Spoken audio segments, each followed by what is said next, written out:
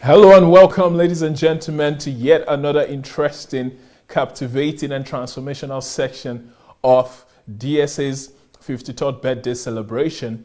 We've been doing this for the past 24 days. Today is day 25. Welcome back. And those of you who are joining us for the first time, welcome. We're really happy to have you here with us, and we believe that you're going to have such a great time.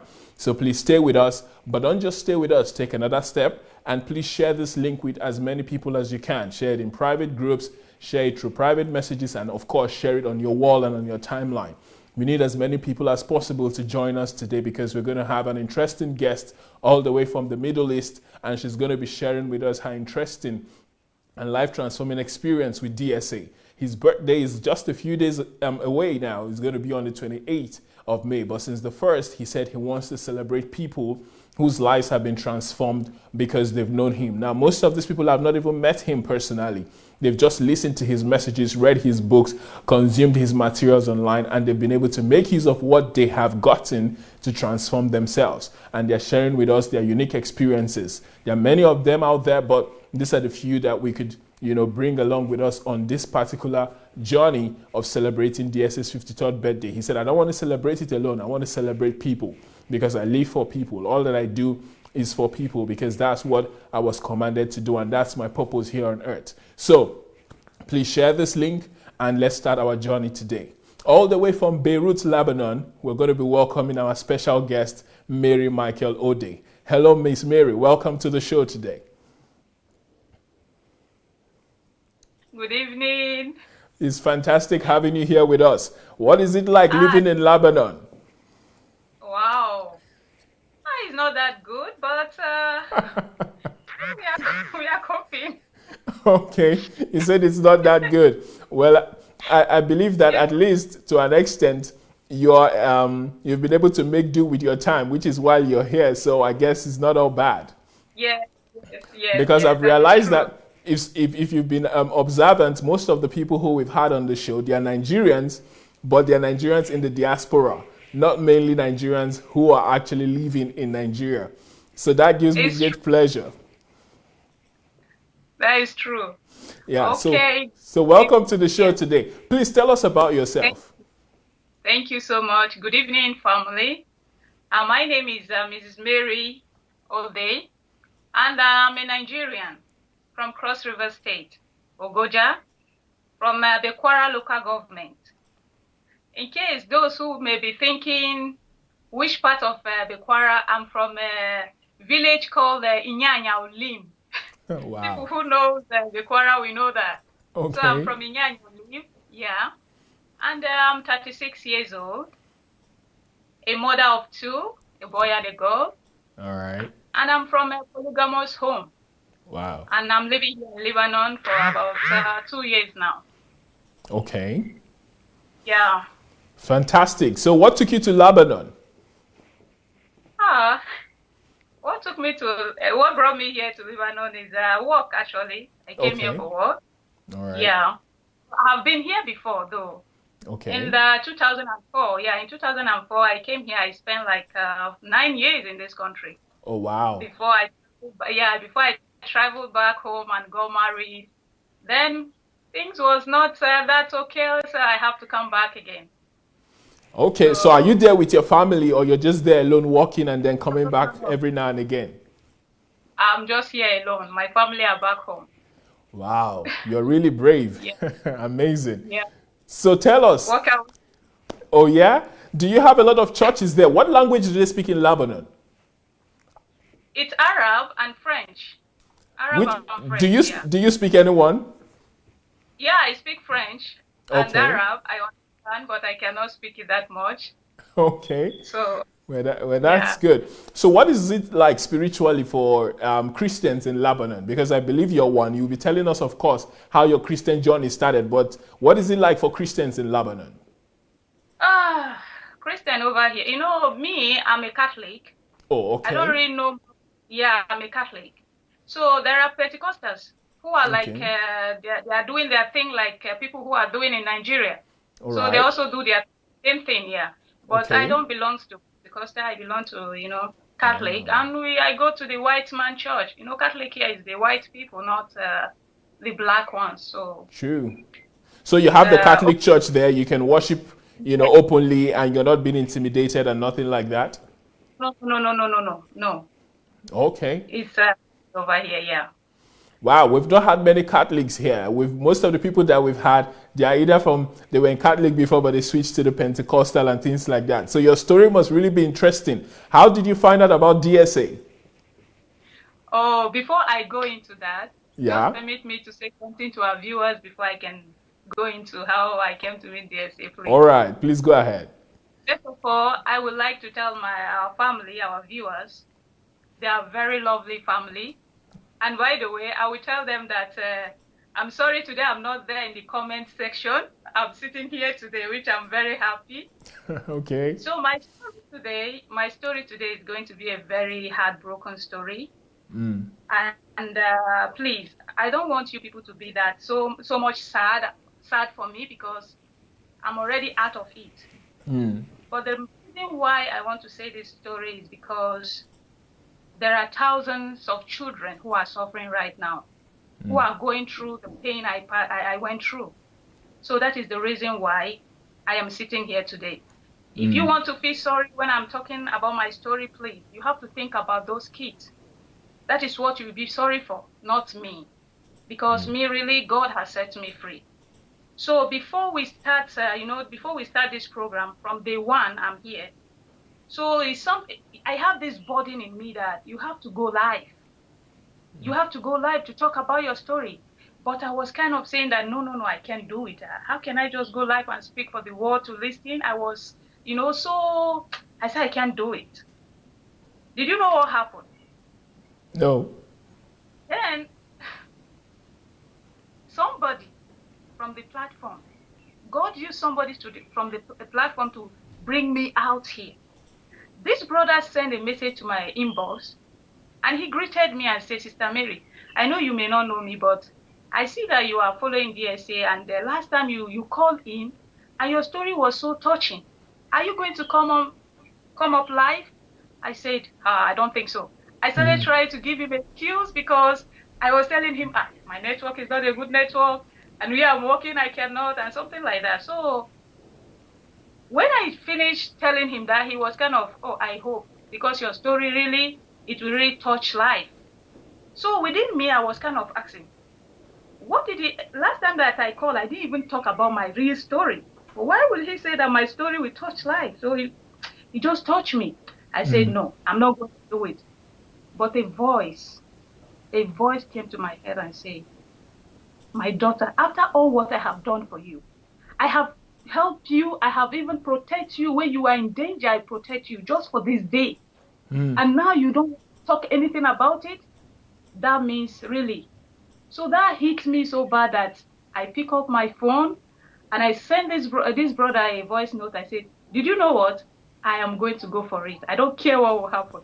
Wow. He was kind of, wow, Mary, I can't believe this. That will be very nice. So immediately I sent voice to DSA, and he replied.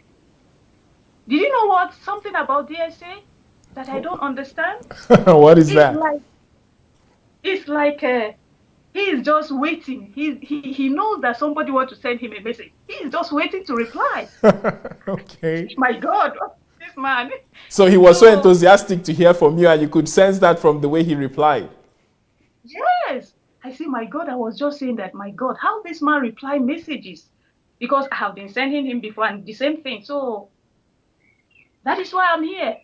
And please, our viewers, I am really here for the orphans who are out there. Not only the orphans, there are some kids who are with their parents that are suffering. People will come to deceive their parents and tell them that I'm going to help your child.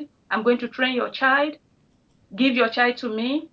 And they will be deceived. They will give out their children, and their children will end up suffering. So really, I have that burden in me ever since. So I really want to speak out my story. And for those, you really, if you know that you have a child that you are feeling for, you have that feeling for, and you know that child is suffering, please, you will take my story and help that child.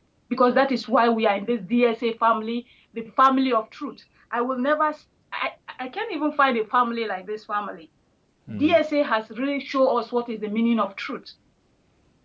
So please, as the truth family that we are, we really need to help those orphans who are out there. That is the reason why I'm here. I'm not here to make name for myself. I'm not here to be famous. Please. That's unavoidable at this point, because when you carry a message, there's no way your name will not be attached to it, especially with the passion and the love that you have for what you're talking about. But we understand you. Please go ahead. Okay. So my story all started when my dad abandoned us in the village. I was born in Maiduguri. In Maiduguri, then they now transferred my dad to Kano. From then, my grandmom, my mom have 7 children and she lost 1. We are now 6, 4 girls and 2 boys. So my grandmom was kind of worried that my mom, she's just giving birth to female child, that she wants male, and that my dad have to get married to someone else. So that pressure to my dad is now become too much. So they called him to go to the village.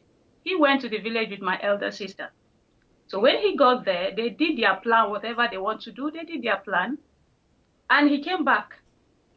So my sister told my mom that, look, dad is planning to get married. But my mom did not take her serious because you are just a child. You don't know what you are talking about. So before we know, this lady, she's a widow, though she's a widow. She have 3 kids, first husband. And I think her last child was just 2 years old. And she's a friend to my auntie. That is my dad's sister. She's a best friend to my dad's sister. Okay. So, yeah, so when they did all this plan together, the both of them now went down to Kano. So when they came to Kano, already my dad left them there. He didn't come to Kano with them. He just came to Kano alone. Then later on, they now came. My sister now told my mom that, this is the woman that I was telling you about, that daddy is talking. He's saying that he wants to get married to. But my mom didn't believe her because they are kind of related with my mom, this woman. They are related. So she cannot get herself to believe. How can her own sister just come and know? She didn't believe it. Yes. So this woman now, she now told my mom that since her husband is dead, that she wants to come here to look for work, because my mom, she worked with Lebanese, she's a cook, and she's kind of, she gives people work. Anybody who is looking for work, they say, go and look for Teresa. She's going to give you a job because she has been with Lebanese for so long. So even the Lebanese people, they know her as somebody like who is giving them somebody, So she was kind of, I'm ready to help you. So she looked for a job for her, but because that is not what she's there for. Since it's not what she's there for, she knows what she's there for. So any work that they give to her, she keeps complaining. She'll be complaining, they are not good, they are not that. So we are calling this woman auntie. And this woman is calling my dad brother. So that is how we are. To the extent that brother now got auntie pregnant. Wow. Was she living in your house? Yeah, she was living with us, with my auntie that brought her. So she became pregnant. That is where my mom now believes what my sister told her. That is where all the battle started.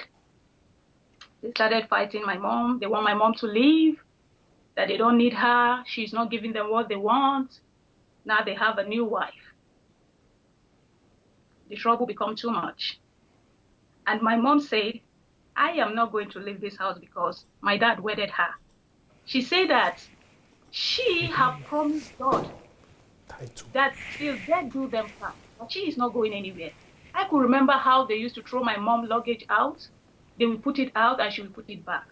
They used to fight her and all that.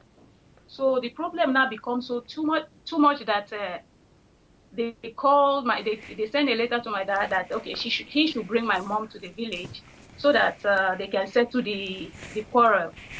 Not knowing that all this was just a plan for my dad to just go and leave her there, the village, and continue his life with his new wife. So that is how we went to the village. I think then my mom was pregnant also. So we went to the village thinking that my mom was not prepared because she was thinking that she's just going to settle the problem and then she will go back to Kano. But that never happened.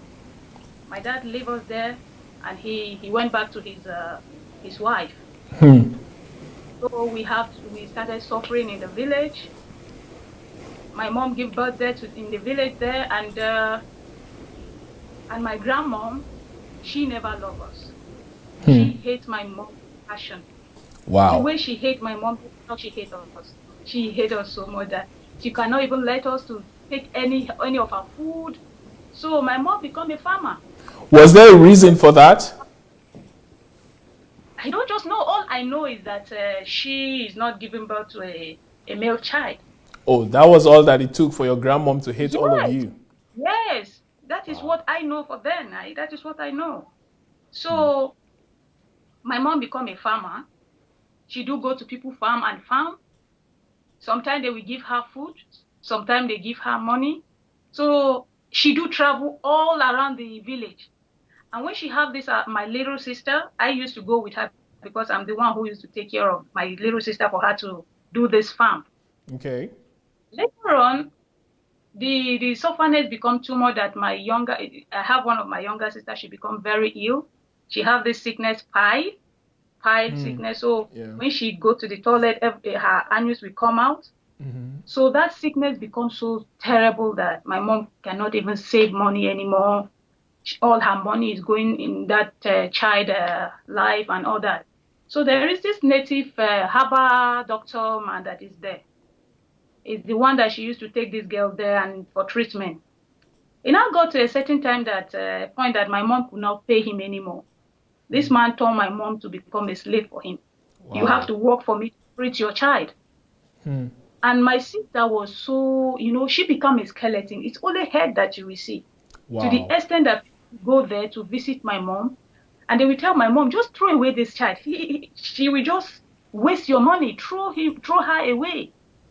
So my mom would cry. She will say, no, this is my daughter. I can't throw my daughter away. I'm going to see the end of it. So that is how she's there, suffering for that man, farming for the man so that he can treat the girl.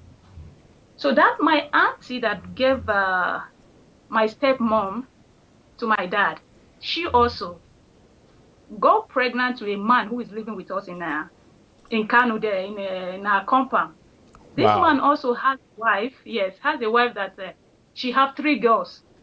So this man also don't want his wife because she is having a girl. So he now got my auntie pregnant and leave his wife, and then I moved to Abuja. He left his wife there in Kano. He moved with my auntie to Abuja. Then my auntie gave birth to twins. Then she have one of my cousins who was living with her. Twin boys or girls? No, one girl and boy. A boy and girl that she Did she move with the man to Abuja? Yes. The man took her. They took her and they went to Abuja.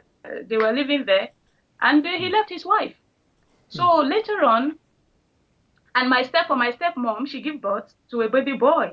Can you imagine? That is what they are looking for. She's here and she gave birth to baby boy. So what would they need my mom for? She cannot give them what they want. So I think that was the hatred and all that. So later on, my cousin who was living with my auntie that has twins, she was kind of stubborn. Then my auntie don't need her anymore. She took her back to the village. Then when she got to the village, already she have told my dad that she needs somebody. My dad told her that I have girls there in the village. You can go and pick anyone you feel like. So she came there in the village. And she wanted to take my elder sister, but they say no, she's older enough that she will not listen to her. So she now decided to take me. And I was the one who used to help my mom.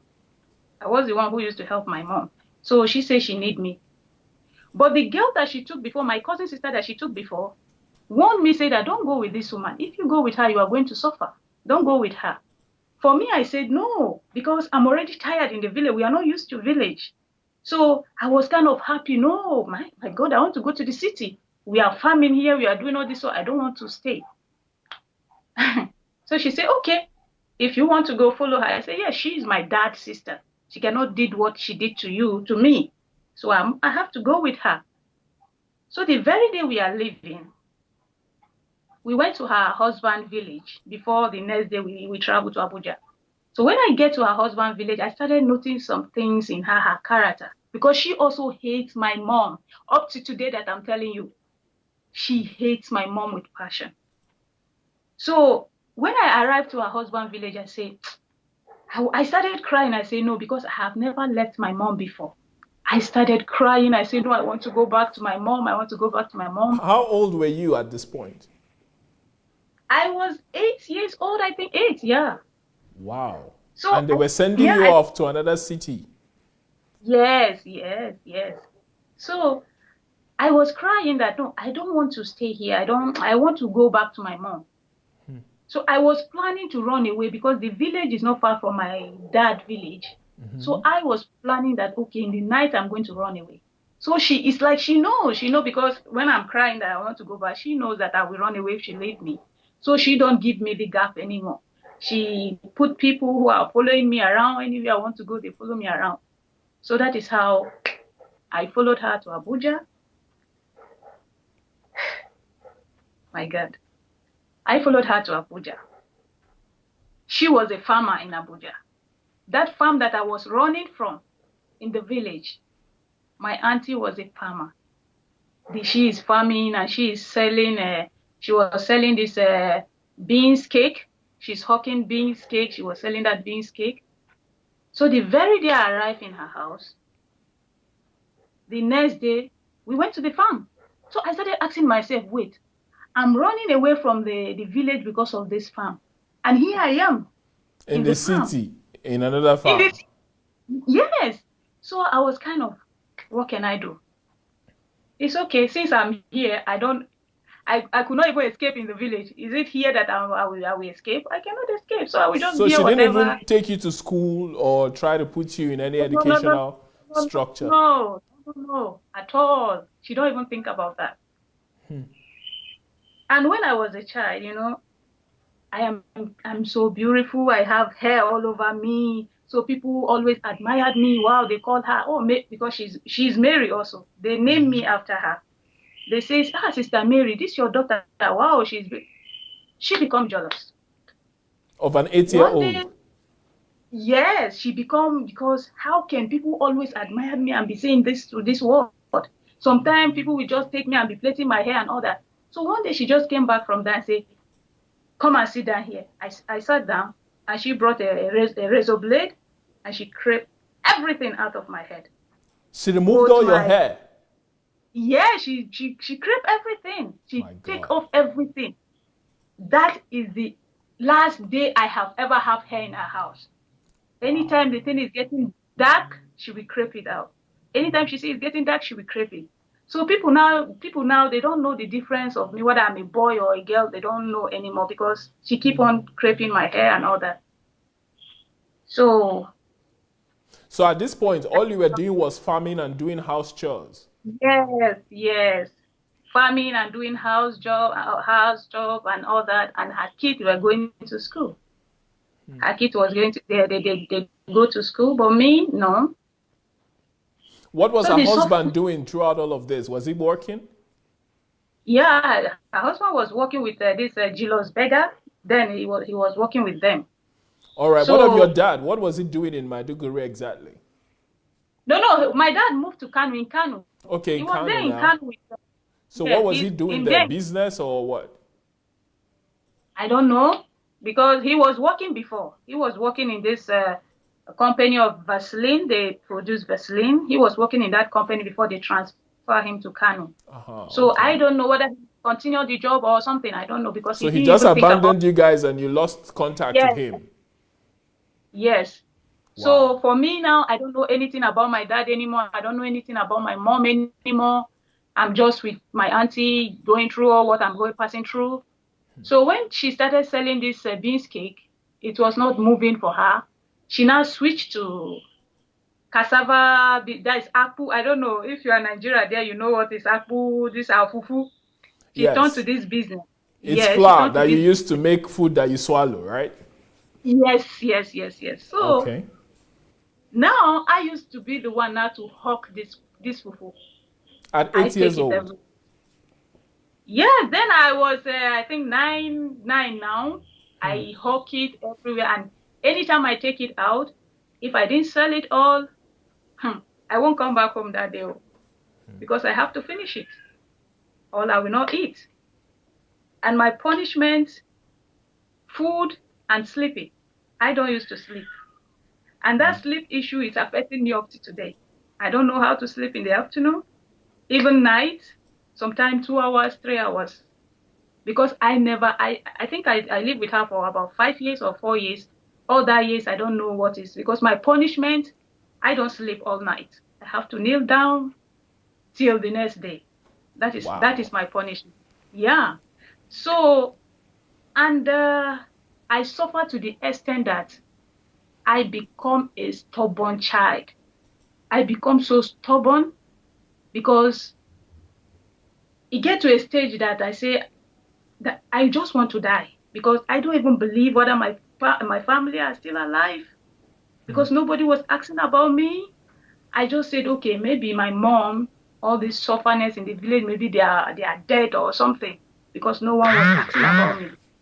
So I said, I don't know what to do. So I become so stubborn because I was looking for death. I don't care. I do anything. And the way they used to beat me, razor blade. That is what they use on my body. Wow. They will mark my body, they will mark it all over and put a pepper on it. What? Put that pepper, then they will tie up my hand, tie up my feet, so that the thing, they cooked me. I was cooked. My Not that. God. And every time I used to have that.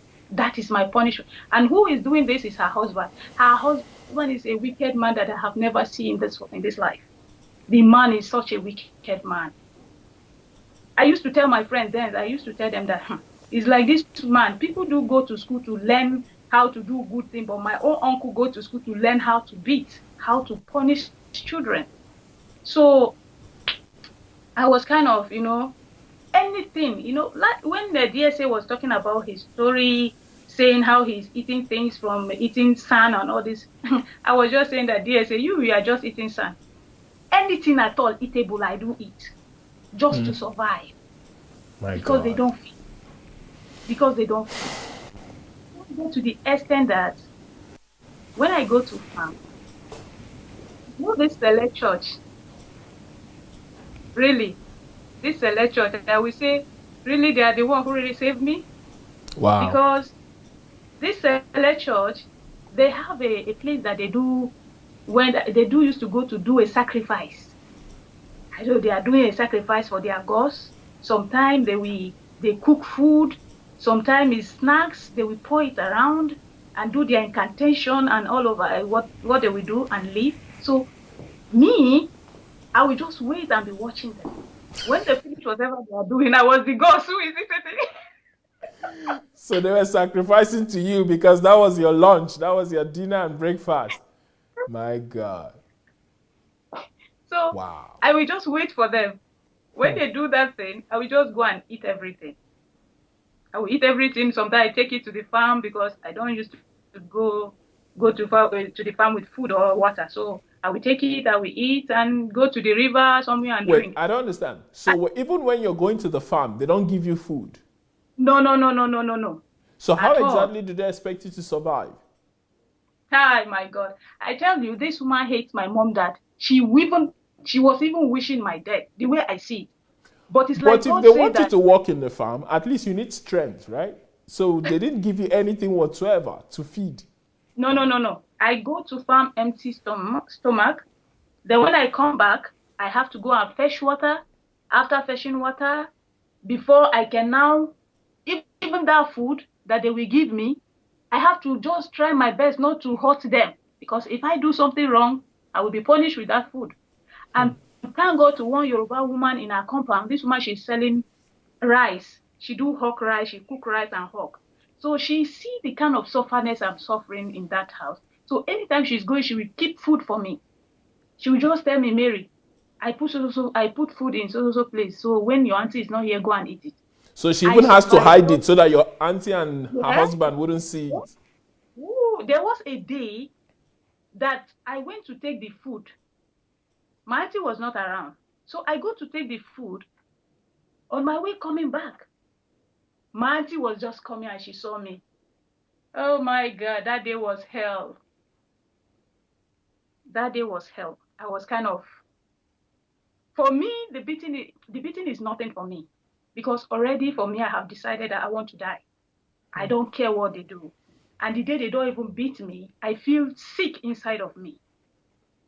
I become so stubborn that anywhere I go, if she send me for an errand, when I'm coming back, a mother and a child will follow me with her child, because all those beating, I have to give it to other children outside. Wow. Any child at all, I have, because I am just kind of, I become so, I don't know what I become. You became violent. You were acting out because of all the torture and the pain you were going through. I fight a lot. I don't even care who you are. Adult, child, anywhere I am, you can. And I was so smart. That is what helped me then. So anywhere I go, you cannot cheat me.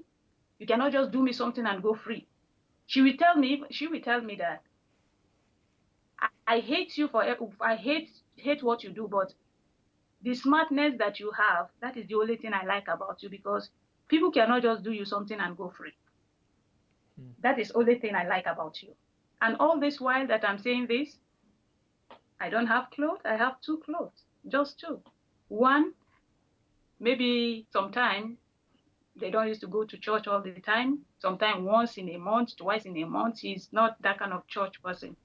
So that one clothes, the day we would go to church, but one is everyday farm clothes, I will sleep with it, I wash it.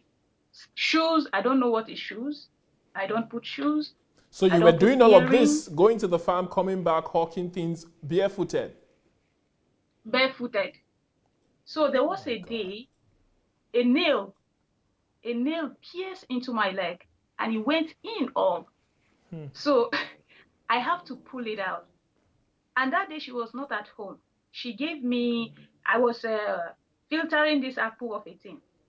So it's the chaff that I took to throw away in the dustbin that I got that. Nobody was at home that day. It was so sunny. So when I pulled out that nail, the blood was just rushing out. So I came home, I was crying and shouting. Nobody was at home. But God just sent an angel. A man just walking, just came into our neighbor. He went out, but he just came in. And when he saw me, I was crying and the blood was rushing. He rushed me to a nearby chemist and they treated me. I become so weak because I did not eat, and with all this blood that was going out and all that. So when they give me food and they treated me, and he asked me to go and lie down and rest. I say, you want my auntie to just come here and kill me? I should go and lie down. And she come back now and see me that I'm lying down. Did you know what will happen to me? This guy said that I asked you to go and lie down. Leave your auntie. She will come. Just go and lie down. What I said, it was true. I went and lie down, and the kids were outside. So this brother said, I will look after them. And even the apple that I was filtering, and I left it. Everything, I just left it there. I went and lied down. So when she came back, she saw me. I was laying down there. What she did, she started hitting me with my leg. What? You leave my children outside here and you are here sleeping? She started hitting me. So I started screaming. Then the man thought that maybe I am feeling the pain because he didn't notice when my auntie came in. So he was thinking that I was feeling the pain. That is why I'm shouting. So when he came in, he saw this. She saw her. He said, my God, Adimi, you are not somebody's wife. I am going to just accuse you now. Can't you ask questions? You know, with this blood, they didn't, he said, leave the blood so that she will come and see it. You now ask her, wait, didn't you see all this blood here? Can't you ask questions? Have you ever saw her a day like this, like that? And I never used to be sick.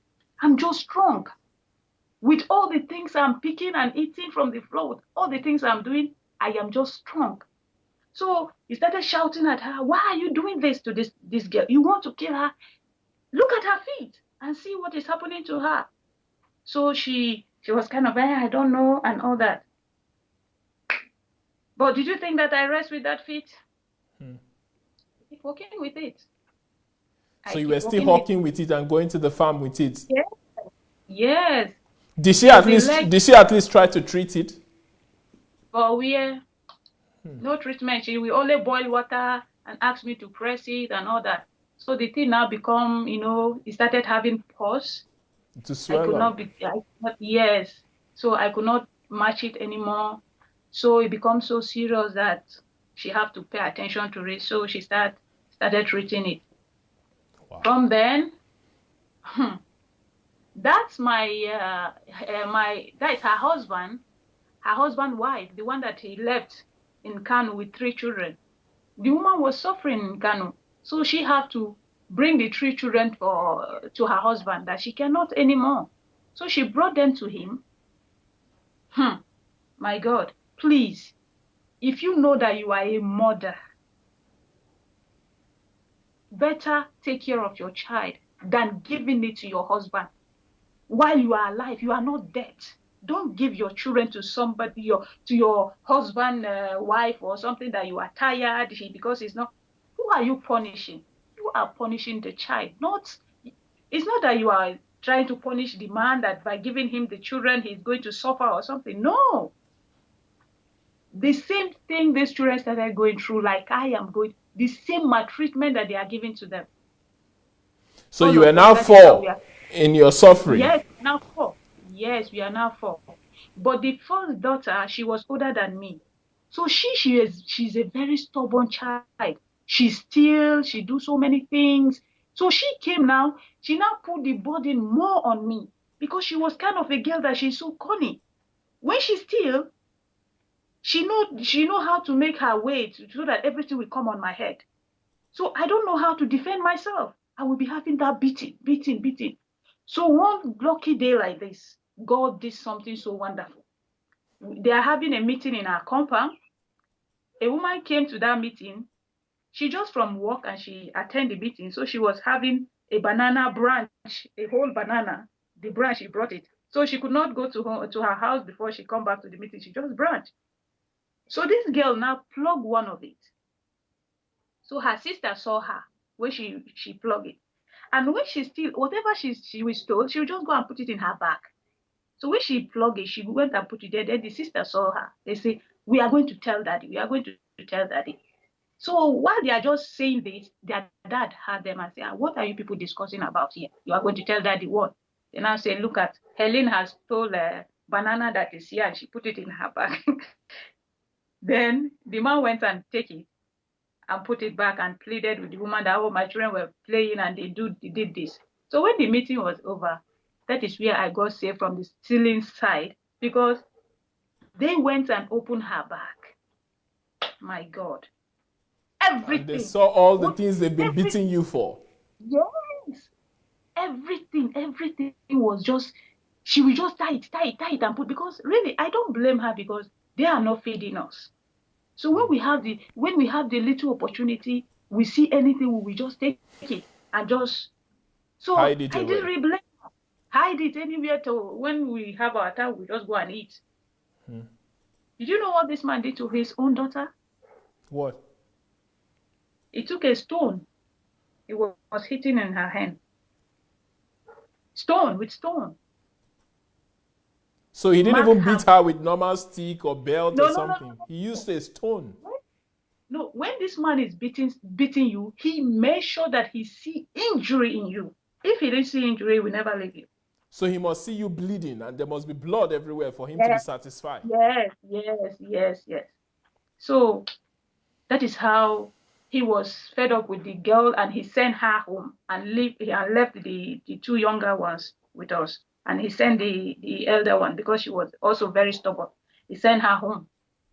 We are now four with her. He now have three children from his wife, from my auntie, the twins and another one that she have. So that is how we are. And the day that I go to farm, if those select church, they didn't do their sacrifice or something, I will go to the market where they are selling gari. I will take with me a bag, and I will move from one table to another. I will tell them, my auntie asked me to come and buy gari. But before I could buy it, she asked me to test it first. Because if I didn't test it, if it's not good, she's going to beat me. They will say, no problem, no problem. I will take it. I will test. I say, it's not sweet. I already have enough in my hand. That's So how you we put go it in around. your bag? Put it in my My God. I put it in my bag. Then I will go to the farm. That is what I will eat that day. And the day, I don't do it every day because I don't want them to notice me. But when I'm doing like that, anytime my auntie send me to buy gari, I must go to those people that so that they will not, next time they will not allow it, they will not let me. So the day I will not get that gari, there is this bakery where they bake bread. There is where they throw the born bread. They will throw it away. So I noticed that also. Anywhere at all, I'm hunting food all over. Anywhere I go, I just try to check. Is it that this man couldn't afford food? Is it that there wasn't enough food in the house? Or why exactly were they not feeding you? He was working, and I was bringing enough money to them. Any day that my auntie go to market to sell her fufu, she will never sell. She will never sell. She will bring it back home. But me, sometimes I go 3 times a day, sometimes. Wow. Once because I was so smart, this fufu that we are selling, it's you have to use your brain.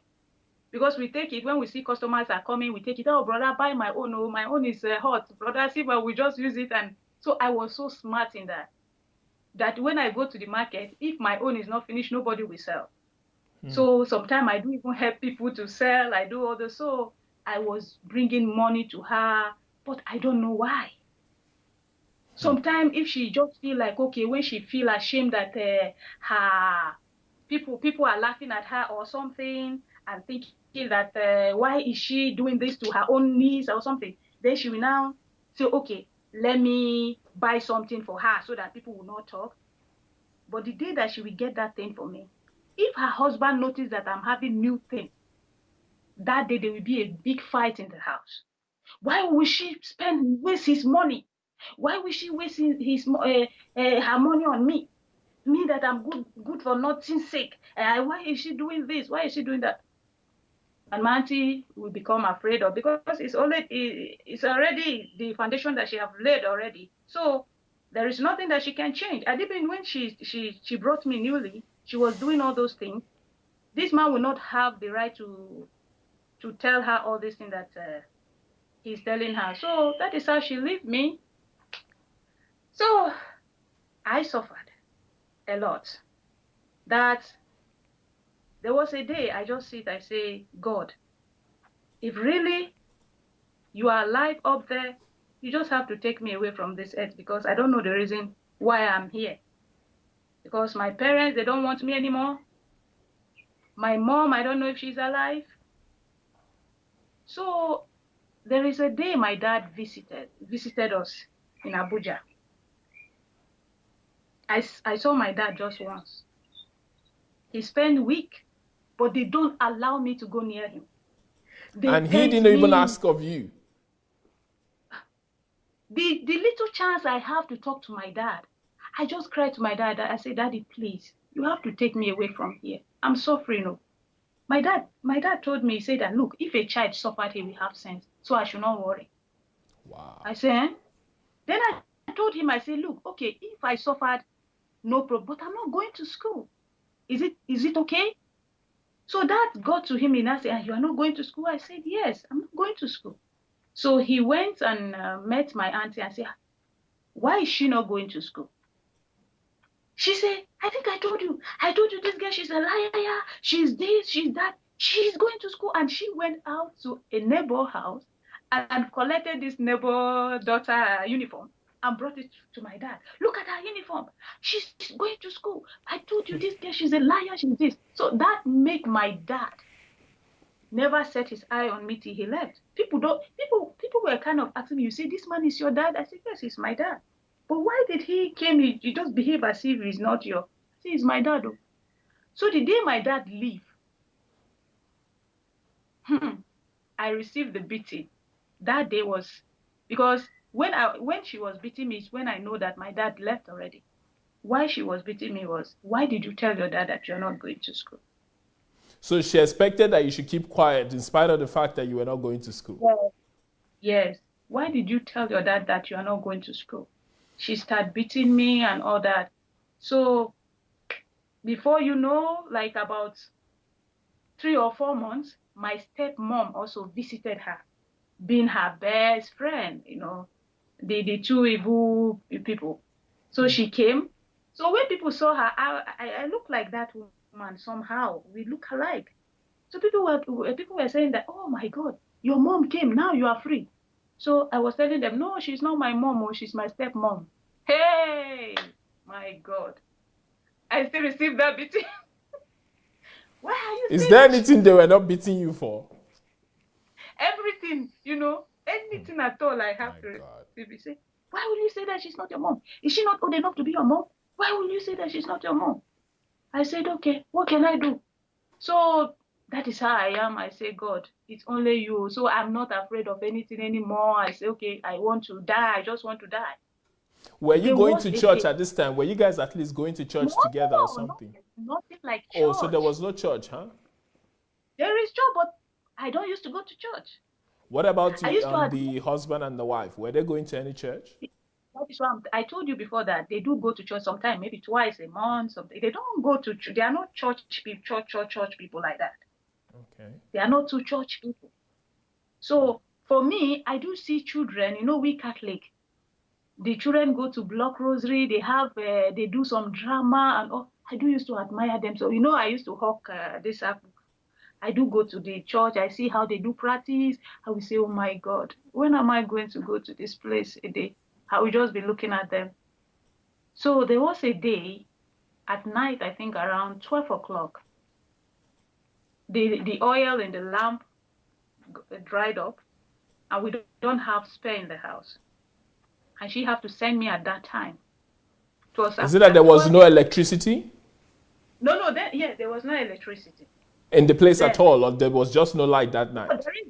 There is, but we don't have it that particular day. We're using oil, lamp. Okay. Then the oil dried up. So after 12, so she had to send me to go and get the oil at that time. And it's far away to the market, because in the market sometimes they do close late. And it's far from my house. So she asked me to go and get it. 12 midnight? Yes. They don't care whether you go, you come back or not. They don't care. So when I was going, the place was dark. I saw a man. This man was walking. So I was kind of, oh, thank God, oh, there is a man, somebody is going. Let me walk with this man. But when I'm going closer to him, he will disappear. I said, wow. What kind of magic is this? Before you know, he will reappear in my front. I will walk again. Before I will go closer to him, he will disappear. So I become I don't used to be afraid. Then I don't used to, because already I want to, when you want to die, you don't care about what. You don't care, yes. So, but I was scared. I said, what kind of magic is it? I don't know what is ghost. I don't know what, So there is one beer parlor that was open. People were there drinking. So I have to run to that beer parlor. There already, everybody know me. Even a child know me because of my stubbornness, everybody. So when this man saw me say, hey, Mary, this woman is not going to kill this girl. Oh, what are you doing here by this time? I said, I want to go and buy kerosene. Oh. So I started explaining to them that, look at what I saw. So I was following a man and he was doing some magic. He was just disappearing. So they put their hand in their head. They say, oh my God, this ghost, maybe it's a ghost. Oh. I say, hey, what is ghost? So they have to take me back. They have to take me back. Who say, don't even try to even go to that market. Go back home. I said, so if I go back home now, she's going to beat me. No problem. Go back home. You're already used to the beating. Just go back home. Then I said, okay, they sent me back. They followed me back home. And I got to I told them that, okay, I went there to the market. They are closed already. She said, okay. Then the next day I was kind of ghost. I was just asking what is, because I don't know what is ghost. So there is one lady, this girl, she's Igbo girl. She's living with her auntie. She's an orphan. She's living with her elder sister. The both of us, oh my God. Her own is even worse. She used to tell me that, Mary, maybe your parents, they are still alive, or maybe you'll be saved one day. But look at me. I don't have mother, I don't have father. And look at the way my auntie is treating me. So I don't know. Maybe it's here that I will die. When the both of us are together, we cry. We cry and be sharing our story. We comfort each other and all that. So I came to her. I started telling her, she's older than me. I came to her. I said, look, last night I saw something they call ghost. She said, Jesus, ghost? And the ghost didn't kill you? Then I asked her, the ghost used to kill somebody? She said, yes, of course. I said, but he didn't kill me. Even if he killed me, I would even be happy. Why he didn't kill me, I don't know. I was kind of, yes. So, my God. How I got saved from my auntie. My dad, junior sister, she was learning, this is another one who is living in the village. She's learning tailoring. She now decided to come to the city to her sister to learn. By the way, this my auntie, she was once married, have 3 kids, and she left that her husband before she got, it's like it's just planned with this her friend. According to them, I used to hear this story that according to them, that when they were childhood, that they were going to school, this is what they were just telling each other, that I'm going to marry twice. And that is what they did. Wow. They were I don't know, they were kind of their plan, I don't know. So that's my auntie that I told you that she's learning tailoring in the village. Mm-hmm. She lived with her sister before in her first marriage. She treated her sister the same way she was treating me. So now this her sister, now she's old enough. Then I think she was 25 or 26 years old. Then she now came to us. She said she wants to learn tailoring, that in the village is not good. So she came. That girl is the one who saved me. When she came to the village, to the city, she started her tailoring work. Luckily, she brought some little money and they joined and they put her. So there is one guy who is living in our compound. He's a language guy. So he fell in love with this girl and he started saying that he wants to marry her and all that. So when he traveled to the village, he took his mom and the family, they went to our village to ask of the girl hand in marriage and all that. So when he went there, my grandmom now saw him and saw the mother. I say, no, you guys cannot marry each other because you are family. So that they are family, they cannot marry. So he said, I say, yes. So when he came back home, he came back to Abuja, he now told my auntie that, look at what they said, and now we now become family. So they don't be friends anymore. So there was this day that she wanted to write a letter to her family back home, and she cannot write at that age because when she was living with her sister too didn't train her in school. So she cannot write and read in that time. So she went to this guy that she wanted to send a letter to her parents. She woke up early in the morning because the guy used to go to work early. So she woke up early in the morning to this guy so that he will write this letter for her. She left the house. When my uncle woke up, because he also used to go early to work. So when he woke up, he didn't see the girl. He started asking, where is Veronica? Where is Veronica? I said, I don't know. You know, when they are looking for us, they will go and check the bucket. If the bucket is not there, okay, you go to the stream. Because we do wake up 5 o'clock to go to fetch water. So when you go, you check, he will go and check the bucket. He said, but the bucket are complete. He went to the restroom. She's not there. They asked me, I said, I don't know. She go to this guy that early morning to wrote the letter. So when my uncle was coming out, because in the compound, the guy is living his own room, was facing outside, not inside the compound. Okay. So when my uncle went out, yes, when he went outside the compound, outside, he saw my auntie coming out. That my father's sister saw her coming out from the room. He said, what was she doing there? What was she doing there? And it already, you know that they cannot do anything together. They are family. You already know that. So the guy came and showed him the letter. Look at what I went there to do. Look at the letter is in my hand. He never believed her. He started beating her, he beat her so that to the extent that she got her waist was broke. She could not stand up. I told you, this man, if he want to beat you, he makes sure that you have injury in you. So this girl now started crying that she wants to go back home. She don't care how they will bring the money or how she wants to go back home now and now. That is how she go. They send her with her injury back home. When this girl went home now, that is the place now she sent a letter to my mom. Already now my mom, she find her way already back to Kano. I don't know how they do it, but now she find her way back to Kano. She's living good. She rents her own house with my siblings, and she's doing her work. That my sister that I told you she was sick, she become okay when she take her back. They treated her. She was okay, very good looking then. So my auntie sent a letter to my mom and asked her, so now you have children that you will just hate one. You just throw away one. Ever since you give your child away, you don't even ask about her. You don't even care how she do it over there. My mom was kind of surprised because my dad came to visit us and went and told her that I'm okay. Told her how okay I am, how I'm. Even when my mom, she's in Kano, can you imagine that my mom used to send clothes to me? I never see it. She used to send shoes. I never see it.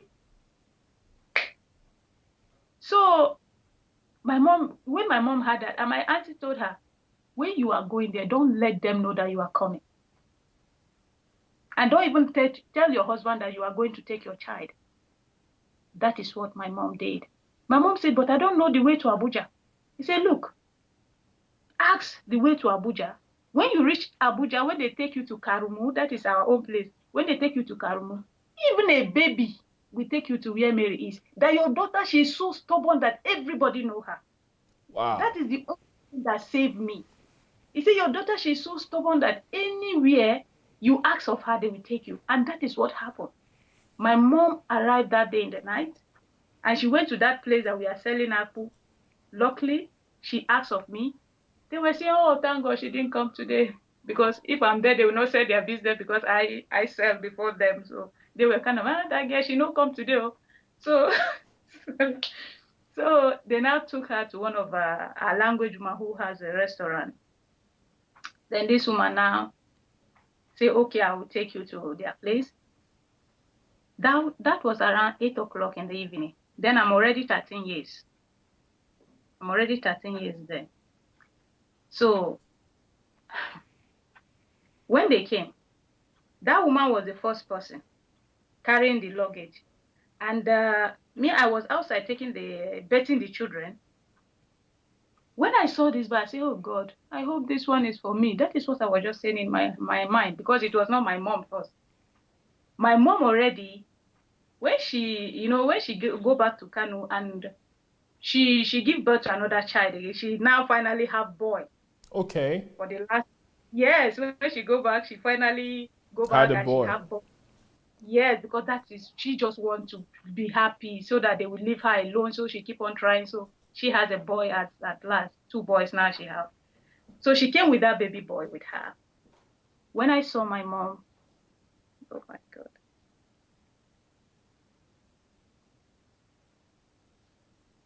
When I saw my mom, I grabbed her like this.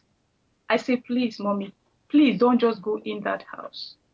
Because once you step your feet inside that house, they are going to tell you the evil thing I'm doing.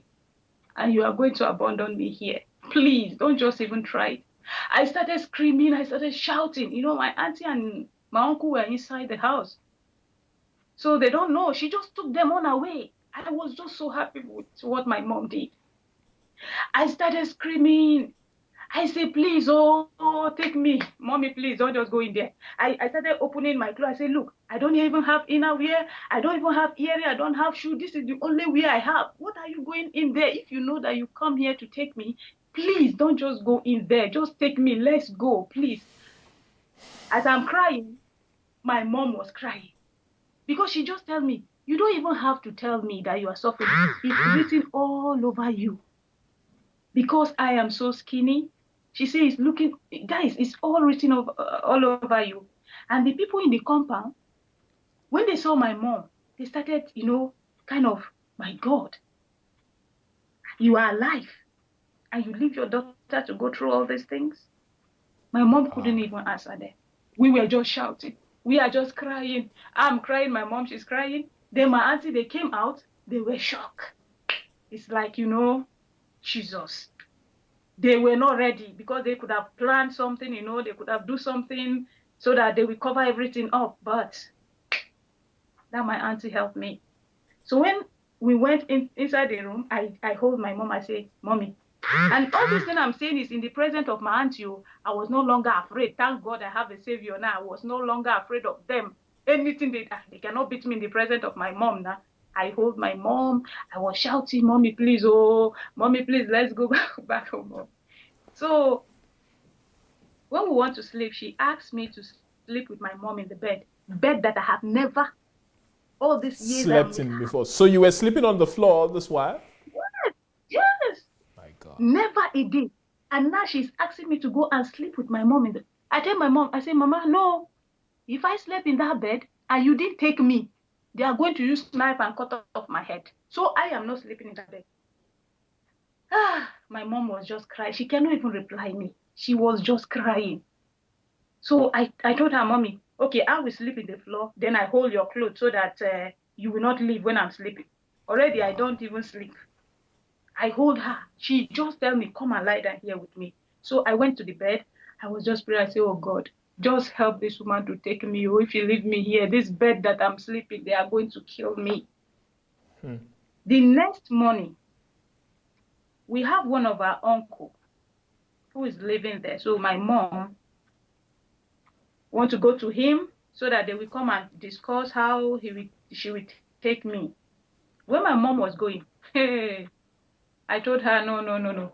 Bring your son. Give me your son. Let me keep your son here. At least you will not run away and leave your son now. Give me your son. Let me hold your son. You go to where you are going. I will just. So he was still a baby at the time? Yes, the boy was still a baby and he don't know me. He was crying and all. I say, no, let me hold him. Just go. He will not die. He's your brother. You wanted to spend some time with him to get to know him. So, my God.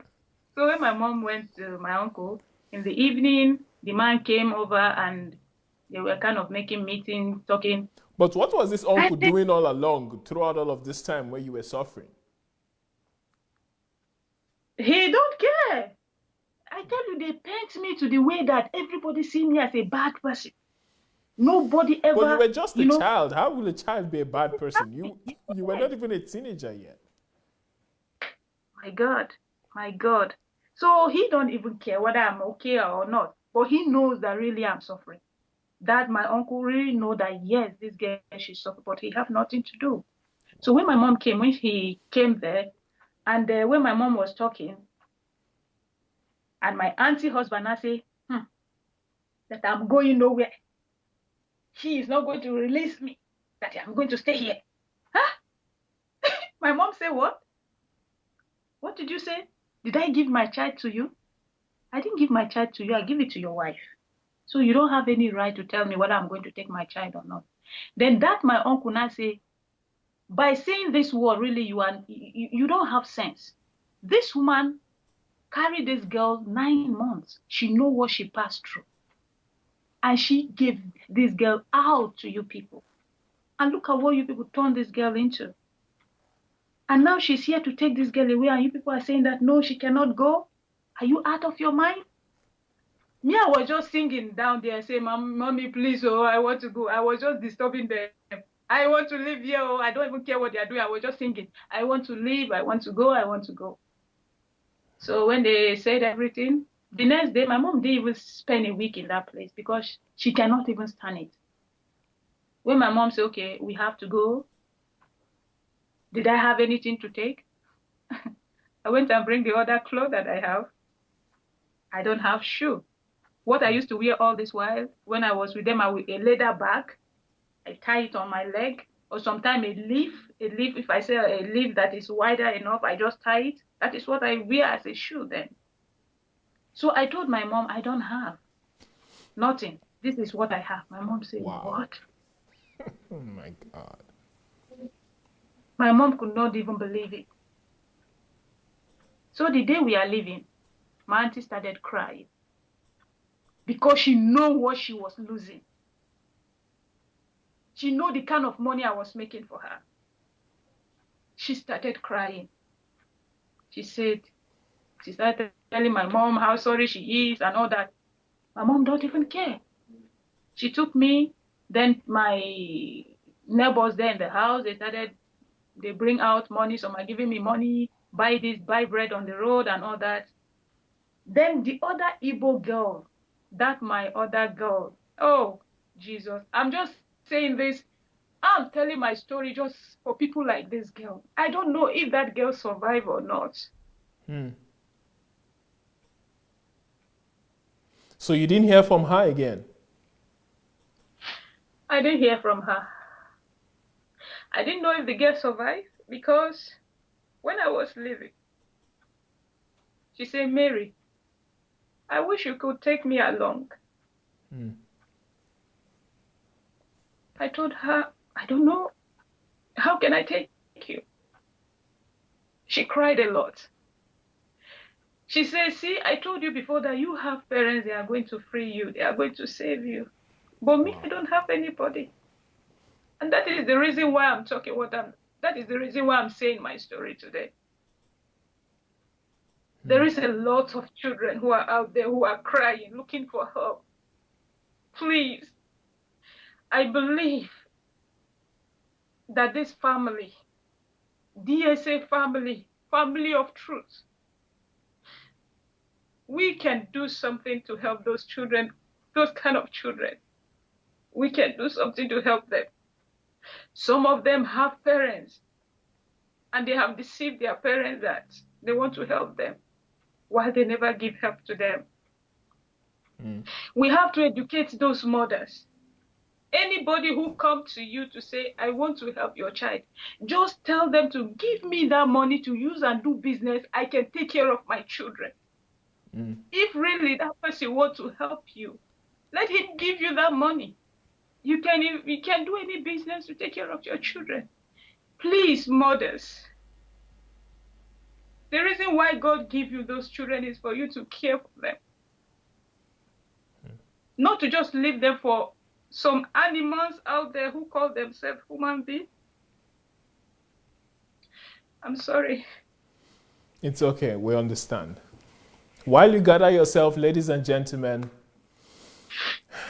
I'm at a loss for words, and I just want to say, please share this video with as many people as you can. What you're listening to is somebody's life testimony and somebody's life story.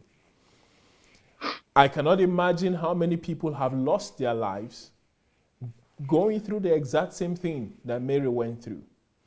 There are literally thousands and tens of thousands of young kids out there today who are going through the same pains and agony that she went through.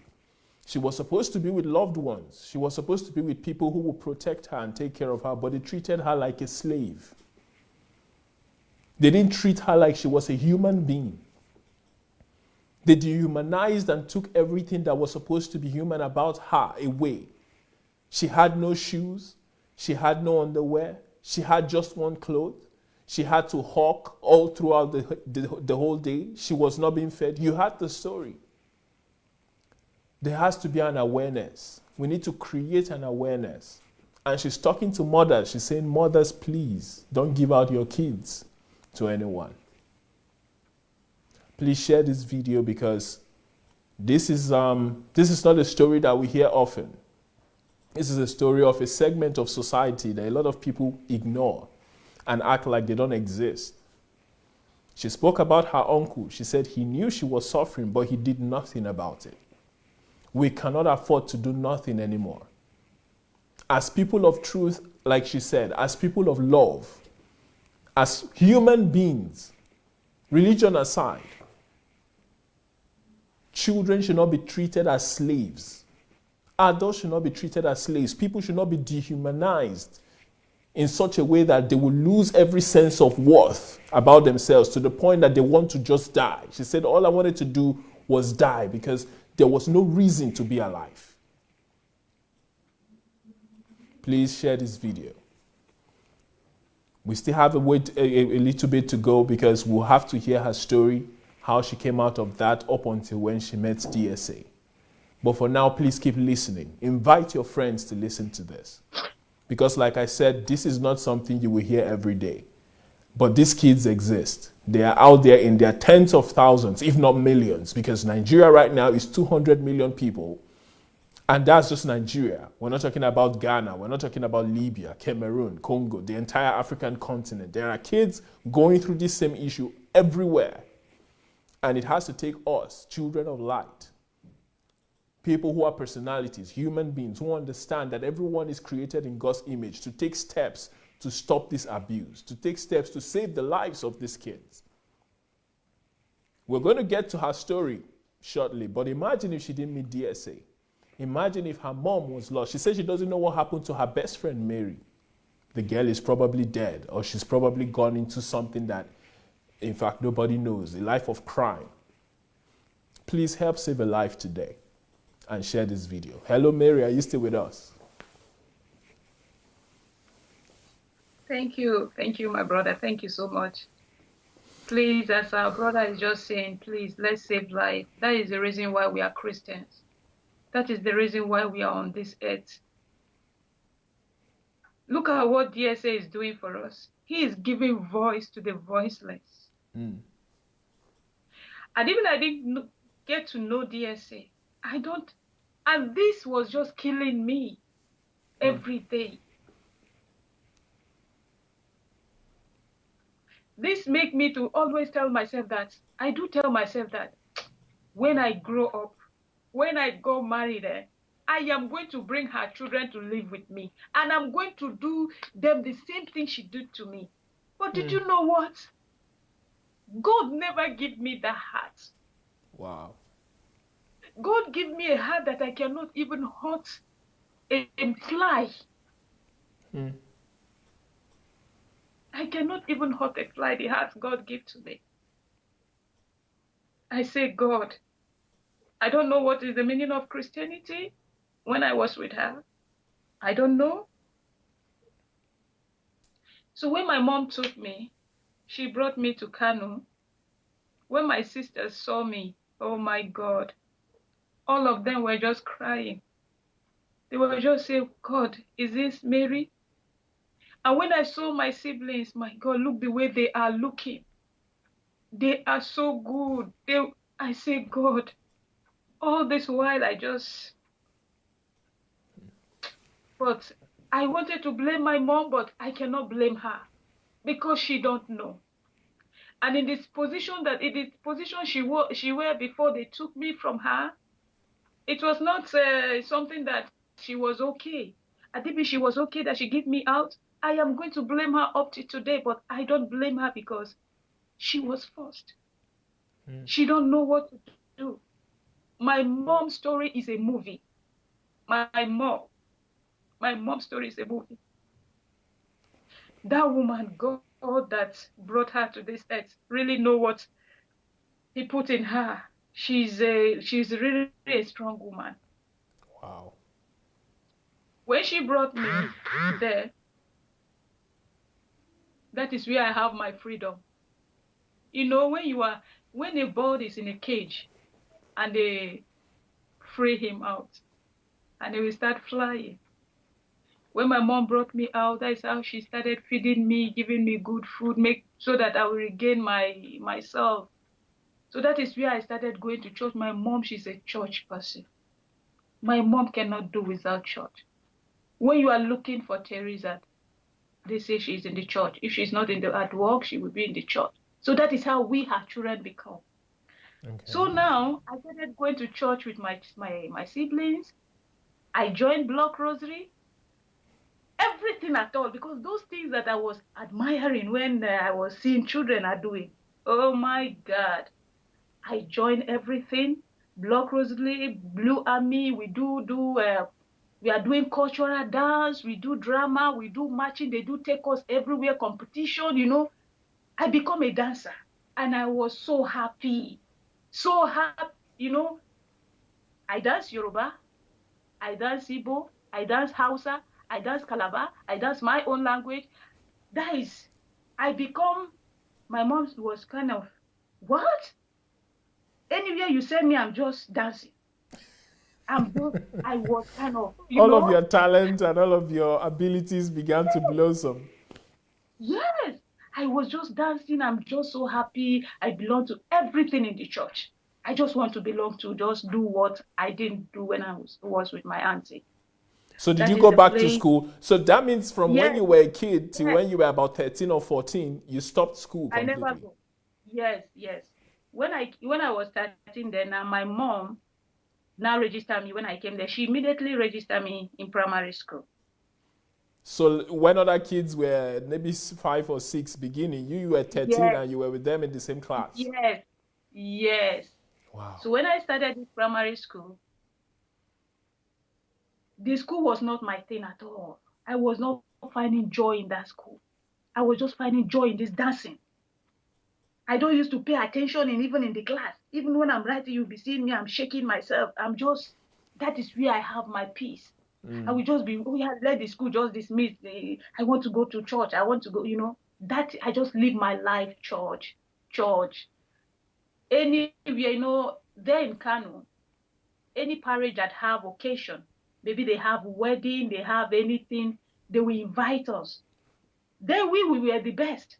So Okay. our Reverend Father, as you know, he wants to be proud of his own church, how we are best now. So anywhere he know that there is occasion in any Catholic church, anywhere, he will say, my people will go and participate. Perform. We win. We used to win. Yes, we used to win cup something. So we go for marching. We call ourselves the Blue Army.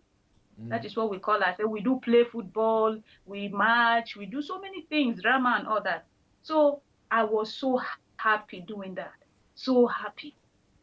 So I don't used to pay attention to school and all that. And the school my mom registered me to, because my dad was not even, he don't care about us, whether we go to school. He don't train us in school. It's my mom. My mom was traveling. She do come to Lebanon and go because the people always brought her here. They bring her here and take her back. So she was having the money.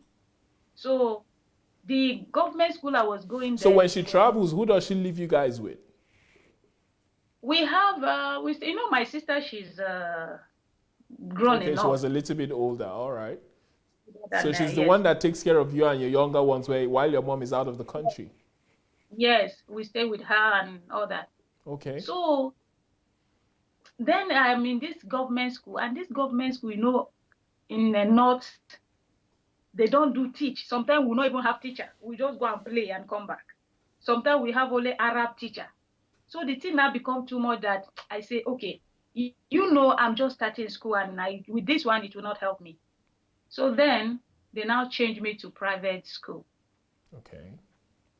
And my sister, my senior sister, I have one of my uncle who was here before, my dad friend. He was here in Lebanon. He now say, okay, he wants to help my dad daughter to come here, that being my senior sister. They now help make a way for her. She came here. Then I started that school I think in 2000, we started having this Sharia law in Kano, we're fighting Sharia law. No way for the problem become too much that people cannot, so we have to leave. We have to leave Kano. But how are we going to, where are we going to? My dad said, okay, he said he will move to Abuja to just go and look for a place in Abuja to get himself a house and get settled down. Then we will go to the village. Then later on, we followed him to Abuja. Okay. So we all now went back to village. My dad went to Abuja. But since my siblings and we are not used to village that much, we become sick. Wow. We become sick that, yes, we cannot stay. And my dad moved to Abuja. He was not with anything. Just him, and he rented a house and just only carpet in the floor. So, and now we took everything to village, and we cannot take the things back to the city. So when you take anything to the village, you have to leave it there. So since my dad heard that, okay, all of us are sick, at this time though, we are now all living together with my stepmom. Okay. My dad, when we are in Kano before we leave, my dad becomes so broke that he cannot even pay his house rent. My mom was the one who rented the flat and bring all of us together. Wow. My mom was a man. She was the man in the family. She got married to my dad and married to my stepmom. She married them. My mom was the one who now started doing everything to the family. So since we came to my dad, since we are there when we are sick, my dad said, okay, we should come back. We should follow him, even he don't have anything, because he cannot afford to leave us there to die. I know, yes, he made that decision because of my stepmom and his, because that is the one he loved.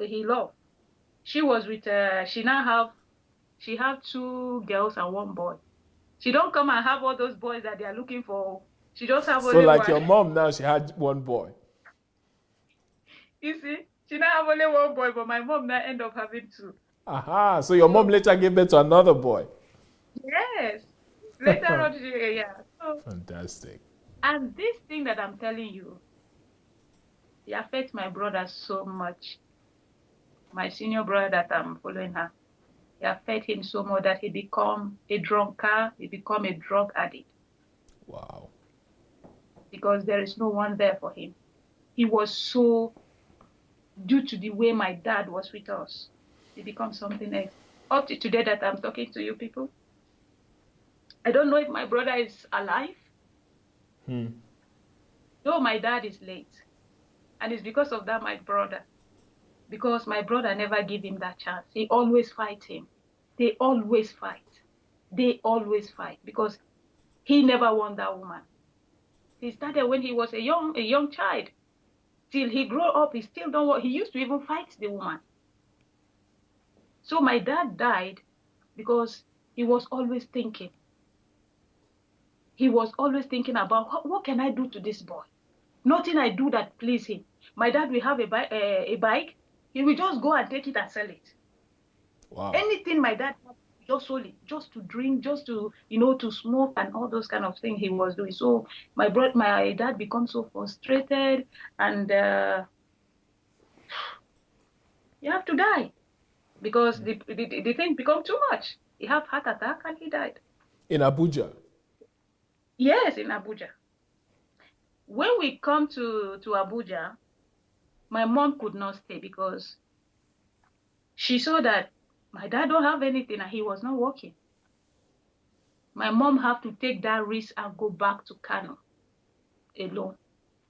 With all this Sharia law and war, everything. And the riots. She was the one now who went back to Kano and started working and helping us. She registered all of us in school, both my step-ones. My stepmother. So you guys were schooling and living in Abuja while she was working in Kano? Yes. So my stepmom, she don't like to do anything. When they tell her work, she will say, she's not here to work. Oh. She's here to marry. She's not here to work. She was a lazy woman that I never see. She's just so lazy. And the same thing my dad. My dad can never go to a work that it will last for 2 months. He will just say they are not. He will just leave because they know that they have my mom who have a heart that she cannot let anything be. So while my mom registered us in school and she went back, my dad never wanted me to go to school. He wanted me to work. At that time, I was 19 years old. He And wants could me you to read work. and write at this point? No, I Wow. was finding it difficult. I could not. Because the school is, when I started school, we have to leave. When I start, we have to leave. So I could not read. So that thing becomes so, I was trying my best. Okay, I'm just going to leave this school thing because I started feeling that, okay, look at my mates.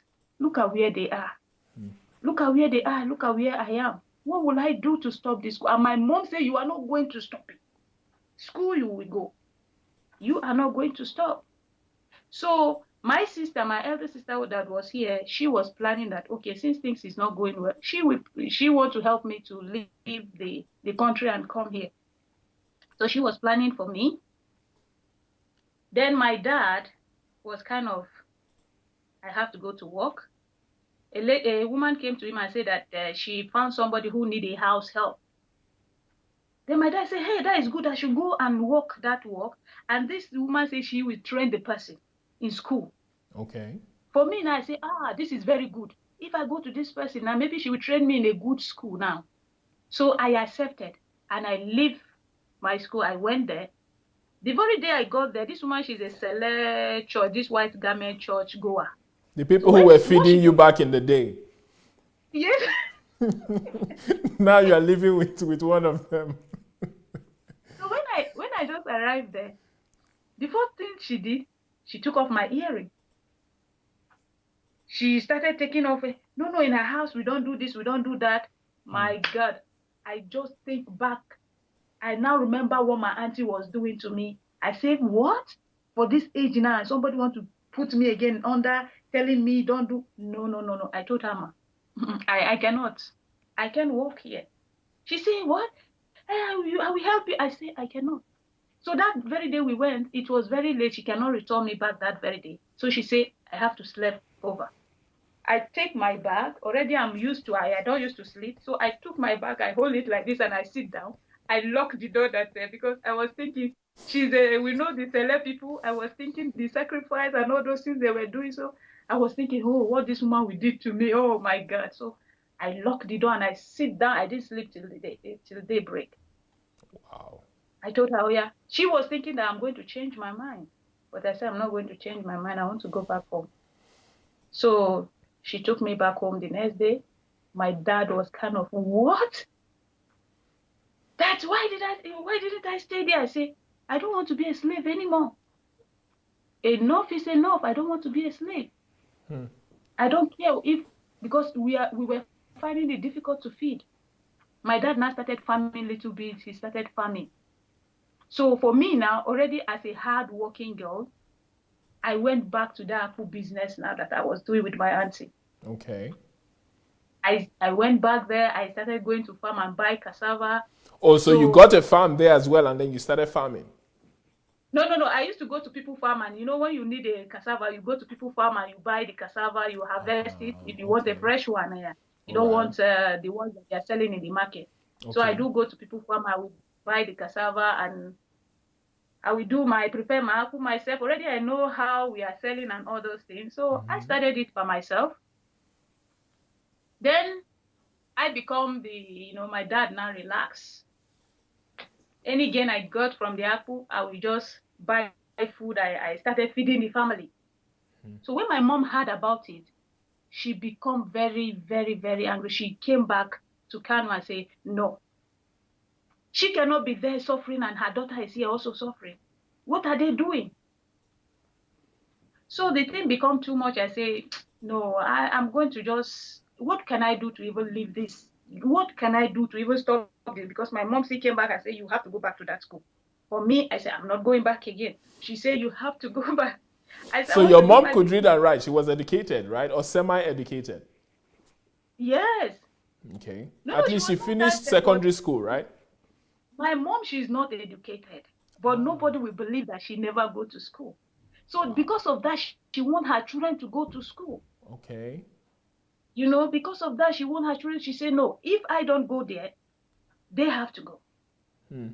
And she was spending her money to, she don't have a boy, her first son. She kind of spoiled him. my brother really, he's very, very educated. My brother he's doing well in school. So he got spoiled also by my mom because she was kind of the only boy I have. Okay. Then he don't want anything to, so the boy now become, so spoiled with money. If you don't give him money, it's a problem and all that. So my dad is not giving him that money. So that is why he have all this anger with my dad. So I went and met one of my friends. I used to admire this girl because she is just one daughter to her mom. Her mom is a single mom. She's running a hotel. So this girl, she's living a lifestyle of, everybody is admiring her. She dress and all that. I said, no, let me go and meet this girl and ask her, what can I do just to stop this school of a thing? When I met this girl, I say, me, I want to stop this school. I'm tired. And my mom won't let me. She said, it's just an easy thing. Get yourself pregnant and forget about the school. Wow. Yeah, because that is her life. That is her life. I say, get myself pregnant. I don't even have boyfriend. How will I get myself pregnant? He said, go and look for one. Oh, wow. My God. See, my story, really.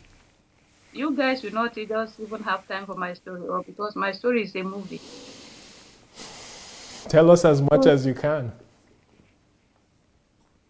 Because people need to hear this. For example, all my life, I've heard, a little bit of this here and there, but I've never heard anything like this before. And we're in the same country. So people need to hear this. Because if we keep ignoring people like you in society, especially when you were as a child, there's no way we're going to have an equitable place. We'll have a lot of angry people. We'll have a lot, because what you're saying right now is a system that creates a lot of bitter and angry criminals. Yes. Because like you said, your brother became a drug addict. He became an alcoholic. Yes. A lot of people start acting out, become armed robbers, become cultists, and they go around harming people and creating chaos all over society. So if these kids are not taken care of, we're only going to be suffering the consequences in the future. Yes. So we need to hear this so that people would know that when you see somebody who is a criminal or when you see somebody who is stubborn, it's not because there's some demon in them or it's not because they want to be that way. There's some set of circumstances that was beyond their control as children that made them into what they became. So please go ahead. So then in our compound, our landlord, he has three sons and 2 girls. Landlord we are living with.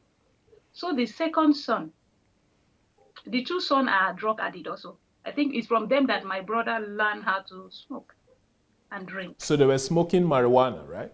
Yes, marijuana and all that. So the second one was kind of, he loved me. He was kind of asking me about, I don't really like him because of the way he smoked. But they have the third son. He's a very good boy. He don't smoke, he don't drink, he's very okay. And so he was the messenger to his brother. This boy now, he's the messenger to his brother that will come to me and tell me, my brother, I say he likes you, I will send him back. But I like this very guy because he's very good. We are friends. We are just friends like that. Okay. So, and were you guys age mates? He is older than me. The boy. He was still older than you. All right. Yes, he was older than me. So, when my mom visited us, she brought a cloth for me, a material for me to sew, but she gave me money. This money she gave to me to sew it. It was just 300 naira, and it was my friend that will sew it. So I say the money will be enough. So I took the money to my friend and I show her the material. I show her the style she's going to sew for me. Then she did it. She did everything, but later on she told me that Mary, the money was not enough due to what she buy. I said, okay. So me now I don't have any money to give you. She said she need 200 naira more. I say, me, I don't have any money again, because now anytime I go to the market and sell my apple, the gain I got there, I will just use it and buy food for my family. So I don't have money. What will I do? And she said she borrowed the money before she bought those things. So I should try and give her the money. Then I say, okay, no problem. I'm going to go to that boy because this our landlord's son. Mm-hmm. The father, he have a blog industry. So he have workers and the boys are working also with him and other. So I go to this boy, I say, please, if he can help me with 200 naira, I'm going to give you later on. He said, okay, no problem, that he will give me, that I should come and take it. I said, okay. So when I went to him to take that 200, he told me that I cannot just give you this 200 naira like that. You have to give me something in return before he That's the give me third this 200. son now that was always bringing messages from his older Yes, brother. yes, that I have to give him something in return, that he will not just give me like that. So when he said this, in my mind, already I have said, yes, now this is the opportunity because my friend have already told me that I should get myself pregnant. So this is the opportunity. So why will I say no? I don't have to say no to it. So I have the chance. That is how I give into it. I take the 200. I went and paid. Later on, actually, I become pregnant. Wow. You know what we say, that from fry pan to fire? So all those sufferness I had when I was a child, that was just a little bit, just a little sufferness. That is the place that my main sufferness will start. So after he gave you the 200 naira, you guys got into a relationship and it continued Yes, he continued. until you And got his brother, pregnant. yes, his brother don't know about, the brother that really like me don't know about it. Wow. So when I become pregnant, my brother, and this one now is a best friend to my brother. They are friends to my brother also, very close friend also. So when my brother now heard about it, that I'm pregnant, he went and met his older brother and asked him, I want to ask you a question. The boy said, what? He said, now you have two girls, you have two sisters. If somebody just walk in here now and got one of your sister pregnant, what will you do? He was just asking, because that his brother never know that. His Something younger like brother that. was sleeping with you at the time. Yes, he don't know. So when my brother asked him, he was kind of, somebody will come, and they are Muslim. They are not Christian, these people now. Okay. They are not Christian, they are Muslim. So he was kind of, what? Somebody will come here and got my sister pregnant, I will leave him? No, I'm going to kill that person.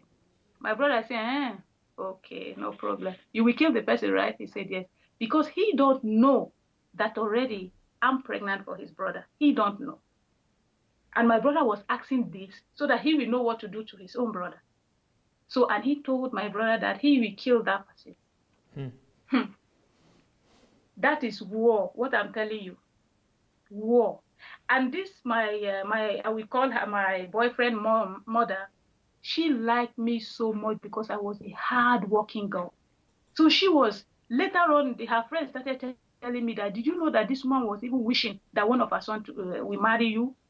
She was just wishing for it, but she was kind of saying that they are Muslim, that they cannot, maybe we will not accept them. So as she heard that I was pregnant, she was very happy. The woman was very happy because she loved me so much. She was happy. But my brother never let the happiness happen. This boy, that very night, my brother went in and got a cutlass. Wow. It was a war. War, what I'm telling you, it was a war. He said he wanted to kill that boy. So there was a war that night. That his brother. So that was when everybody discovered, including your dad, and everybody discovered that. No, already my dad, they know. My dad know. Your dad knew. My brother. Already. It's only that boy that advised my brother that don't know. Being And my his parents, boyfriend, of course. Yes, the parents also know, but that boy don't know. Okay. So he give this advice to my brother without knowing that something is going on. And even he know, he will not tell my brother that he will kill somebody who pregnant his sister. So my brother had that, and he was waiting for my boyfriend to come with a cutlass. When the guy come, the guy was just a strong guy. That is why he didn't got killed that night. Wow. They were fighting and fighting and fighting. So when the brother came and saw them fighting, he was kind of, why are they fighting? So the mom now started telling him that it's because of your brother got his sister pregnant. Oh. Then the boy now put his hand on his head. He said, Jesus Christ. He said, Allah. He was shouting, he said, this is the reason why this boy came and met me today. I am the one who tell him what he is doing. Because he asked me, if somebody come and pregnanted my sister, what will I do? I told him that I will kill the person. And now he want to kill my brother. Somehow, his brother, the boy was somehow happy because now he's also feeling sad. Why his brother, he loved me. Why will his brother, and the brother was the messenger. So now he's the messenger and now he now got me. So he was kind of, but as a brother thing, he cannot just leave them. So he started separating them. This fight continue all till even anywhere my brother will see my boyfriend, is fight. He just take knife around anywhere he's smoking and all that. So that make him, he's so aggressive. So anywhere he see this boy, anywhere they found themselves, they have to fight. And this fight is a fight of blood. So this love that this woman have for me now, she cannot stand it anymore because the fight become too much. And the two sisters now, they say, why is it that it's only their brother that they are fighting? So them now, they now turn to me. Every time the both of us, we are fighting, my brother and my boyfriend are fighting. I don't know how I survived with the pregnancy till I put to bed. I don't know how I survived. If I see that is why I say, this voice that comes to my head and say that after all what I have saved you from, and you don't want to speak your story, you don't want to tell your story to the world, really God was with me. God was with me, believe me. I fight till when I'm even 9 months pregnancy, we are fighting. I'm telling you. So when worst come to worst was when I put to bed, the woman said, okay, maybe it's because of the boy didn't marry me. That is why all these things. So now they want to marry me. They want to pay the bride price so that I will stay with them and all that. But my mom, being as a religious woman, hey, she said over her dead body. It's impossible for you to marry a Muslim. You see, it cannot happen. So my mom said no. Then the woman who loved me the woman become something else to me. She become my enemy. She hated me. And when the fight become too much, so my parents have to just pack out from the place. So they said they should pay for damage. And the chief of that place was their language man. They are from Nasarawa State, Nasarawa Lafia. That is where they are from. So the chief of that place owned a lot of land in that place. So he now said, okay, he is going to give my father a land, then they will build it. So they now give land to my dad, and they now build the house for my dad, then they now move out and leave us. So when these people now notice that my parents, because when my parents was there, they were they don't want to do something that will really hurt me for them to see. So when my parents left, that is where I fall into a big trap. They started treating me like the same food that I was not eating in my auntie's place. Because this woman have these two children that are a smoker, drug addict, but the one that is my boyfriend, he's a very good boy. So the woman loved him so much. She used to give him everything. So, and the same thing, the boy loved his mom. Anything that the mom tell him, that is what he will do. So the mom will say, don't do this. Anytime he went out and come back with a leather bag, they have to search it. Maybe he gets something for me because they don't feed me. So sometimes the boy loved me so much. And he don't know how to do. What can he do? So he started planning that, okay, I'm going to rent a house. I'm going to rent a house so that we will leave. We cannot stay here anymore with them. The thing become too much that I become so, I'm breastfeeding a child. I cannot take care of myself. I know how to plate. Sometimes I will plate people. When I have a little money, I can buy myself gari, I soak and all that. And my son, the way they do to my son is that my boyfriend mom, she always carry the boy. Hardly you see me with this boy. if you see me with him, is when I'm breastfeeding him. So they make it in the way that the boy will not be attached to me. That when, even though I leave, the boy will not come to me. So that is what they plan. And if I'm going out with the boy to the market, the boy will not, he will cry till I bring him back. He will not stay. Even when I go to church, I cannot take him. Anywhere at all I take this boy, he will just be crying so that I will bring him back. So one day, when when my parents left that place, I never get to see my brother anymore. So there was a particular day, I met my brother on the street when I was coming back from market or something. When my brother saw me, you know what my brother said to me? He said, "Dad, if I don't leave the house, he is going to kill my boyfriend, and he is going to kill himself, and their blood will be upon my head. That I should just go and look at the mirror." When I heard that, and my brother, he meant it. He meant what he said. Because I know who he is. He will just go, he will do it. When I come, I told my boyfriend, I said, "Look at what my brother said." And the boy and I said, "Okay." Really to tell me the truth that even him, he cannot sleep because he don't know what to do. He is feeling sorry for me because already he knows my story. You see, how can I, that is, with all the life I've lived before, really the boy wants to give me happiness. He wants me to just forget about all those things, but he cannot due to what is happening. And he, so when I told him, he said, "Mary, did you know what? It's like we don't meant to be together. You are going to leave. I'm sorry, you are going to go. Just go to your parents. If really God wants us, the both of us, to be together, we will be. But if not, just leave." I said, "Okay. But I have to leave when their parents are not at home or in the night when they are asleep because they will not allow me to leave with the baby." So I allow them when they sleep. And him himself, he said, "I cannot sit and watch you leaving. So I will just leave the house." He leave the house. There are some boys who are working with the parents, with the father. They are there in the house. I talked to one of them. They help me with the wheelbarrow and help me and push some of my bag. And they take me to my parents. I went to my parents. The next morning when they noticed that I'm not there, they came to take the boy from me. Then my son was 2 years old. I think he was 2 years. Even my son is not to me. He was always crying. He needed his dad because they make him, he never come closer to me. So one day, I don't know what they tell my boyfriend. They tell him to come and deceive me so that he will take the boy from me.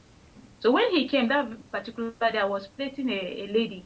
And when the son saw him, he started crying. He wanted to go with him. For me, I said, "Okay, take him. Since it's not far, we are not far away from each other. Take him.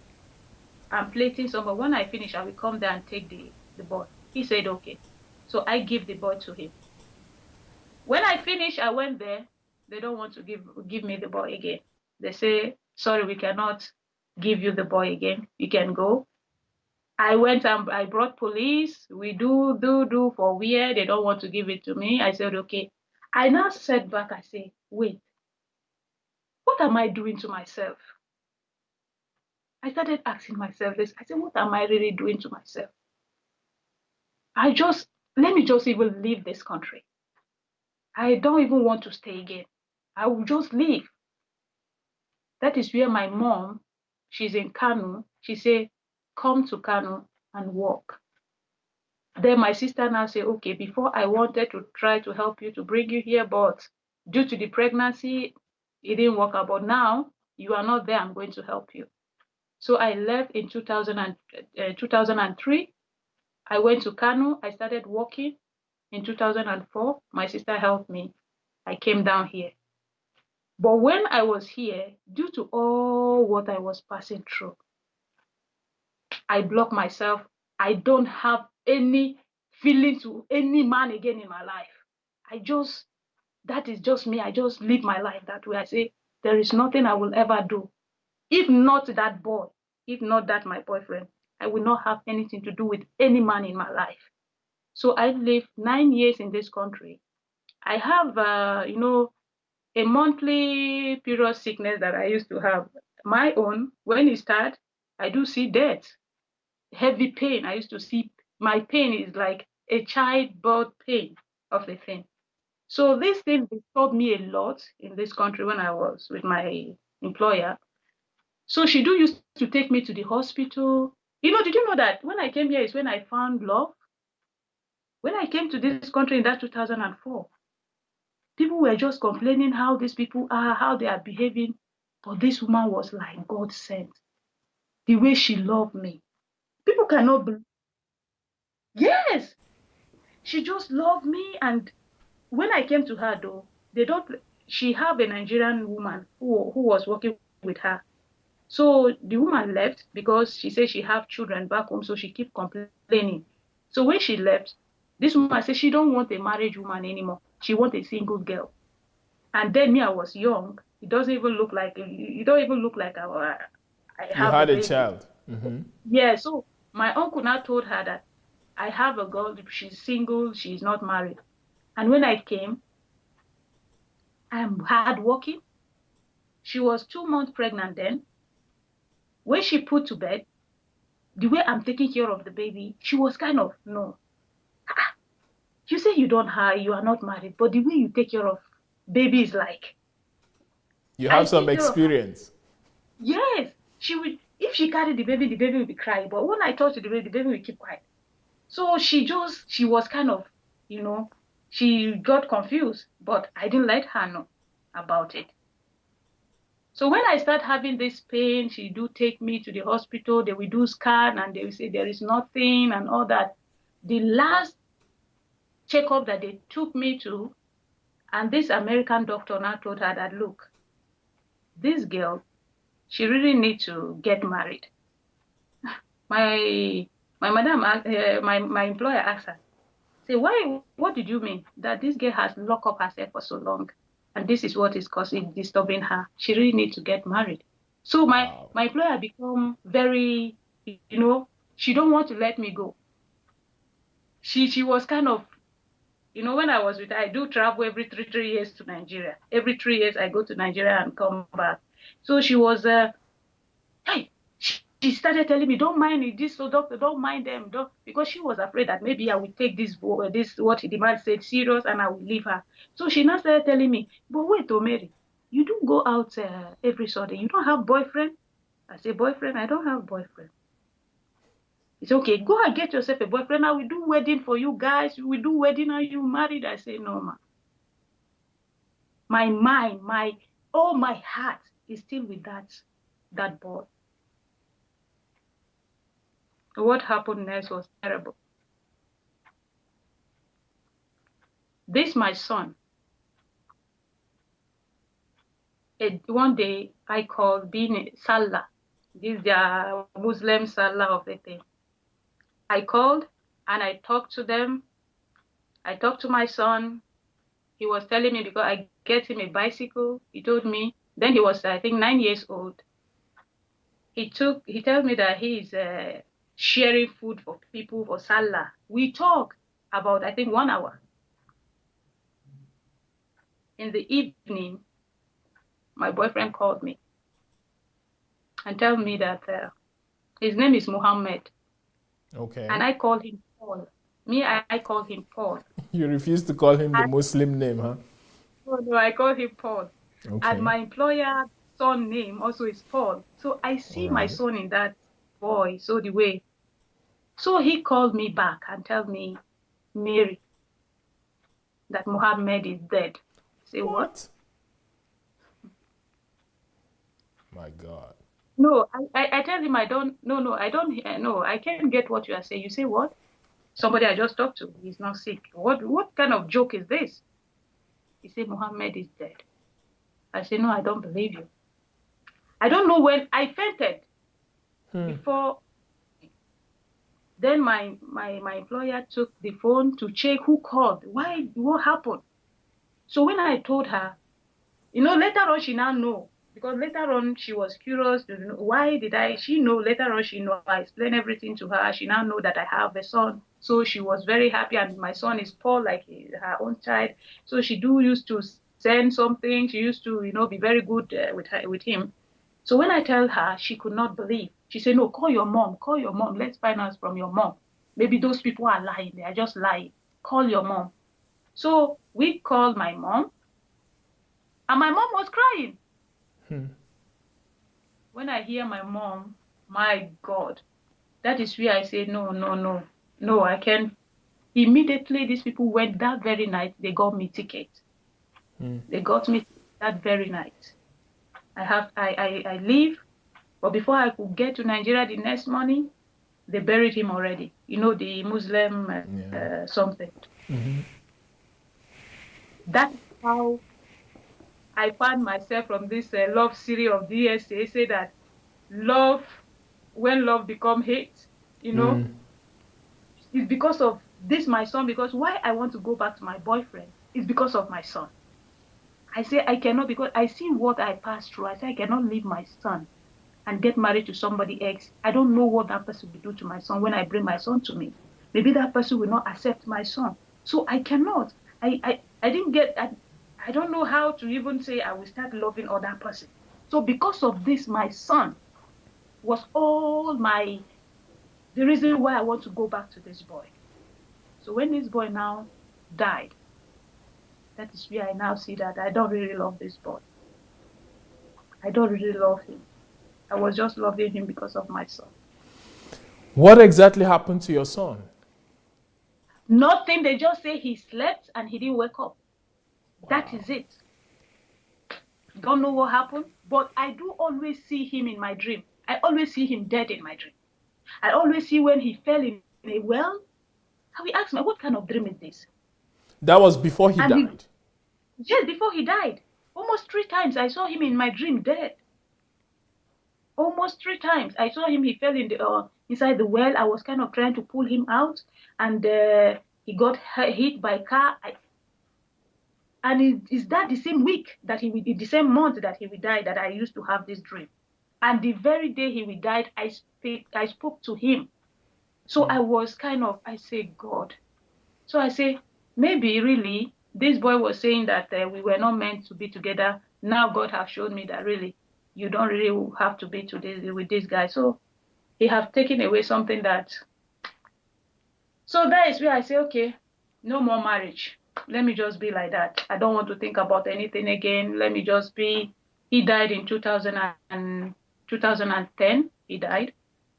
Then in 2012. He died 2011. My dad died 2012. The same thing happened when my dad wanted to die. My dad called me. That very day, my dad called me. What my dad spoke to me, I could not even believe. My dad told me that, look, and in all his children, I'm the only person who he talked to before he died. Nobody get to hear his last word. I was the one who is here. My dad called me. He started apologizing what he have done to me. Then he started explaining that, did I know that I'm a lucky child? Because all my life when I was living here, I was living for them. I never live for anytime I have money, I will send it. I used to be the one who paid their house rent, who do everything. Once they just call, something is happening, I will just take my money, I will send it. I never use my money to buy anything. I and my sister who are living here, that is how we do. We just work, we send the money, we work, we send the money. So when my dad called me that very day, I was kind of saying that this man is calling to beg money again. So the way he was talking, I was in my head that he's looking for money.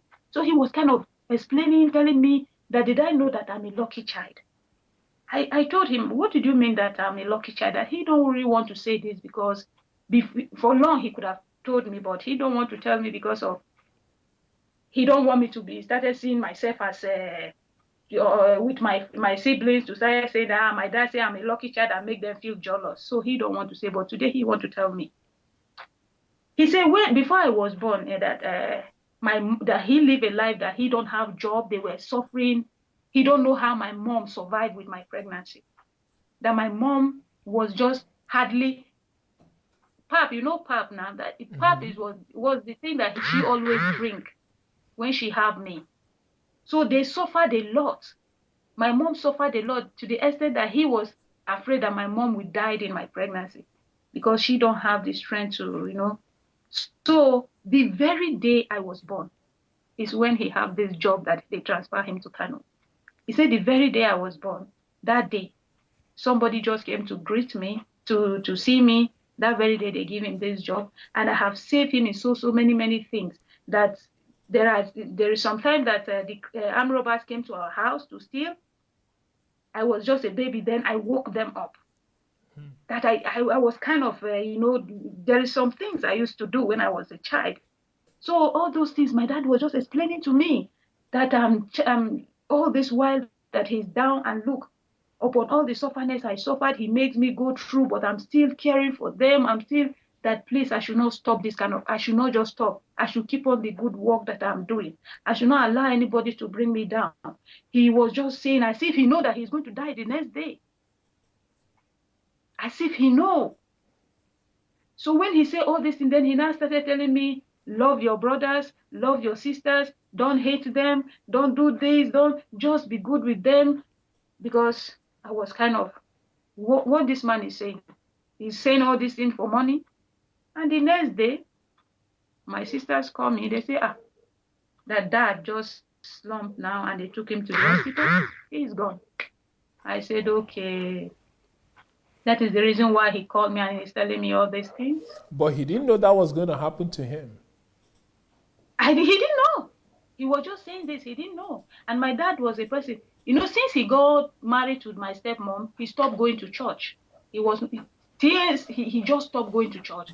But then they now discovered something in him. He started reading his Bible. He was kind of repenting, he was just changing, being good to my mom. My mom become angel to him. Even this, my grandmom that I told you that she hated us. Everybody in the village did not love my mom, except my auntie. My auntie said she will never forgive my mom by taking me away from her. Up to today, she have that in her heart, that she will never forgive my mom. After all the hell she put you through. Yes. So my grandmom now take my mom my mom become a princess to my grandmom. Because when she's in her old age, everybody abandoned her, but my mom was there for her. She was she don't used to go to church. They don't know anything about church. My mom brought her out. My mom bring her to church, make her become a Christian before she died. She just died this last 2 months now. She died. Oh, damn. This, when my dad died, can you imagine that when my dad died, they went to the village.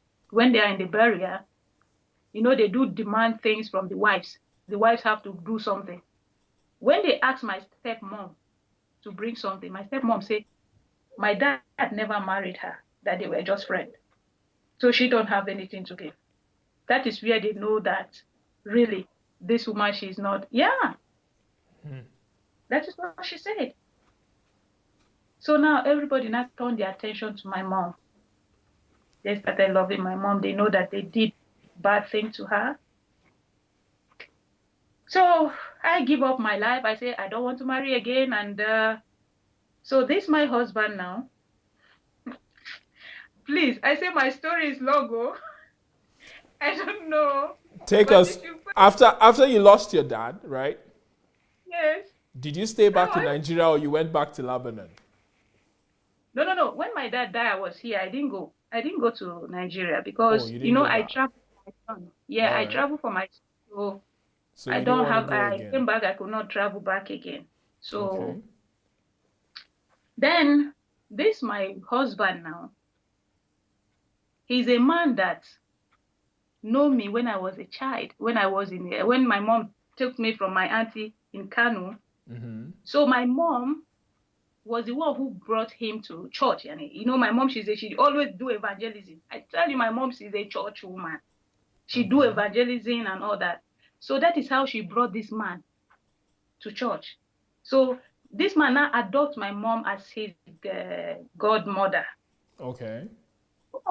So when I was in Kano, I do go to, my mom used to go there. So I do used to go to his house and help him wash plates. And so as that tender age now, he do used to call me my wife. He do used to play with me like that, my wife, but I was kind of, So I don't know that this man have it in his mind. He's older than me. He's almost 10 years older than me. This man did not marry. Even when he go to the village, they will force him to marry, but he don't want to marry.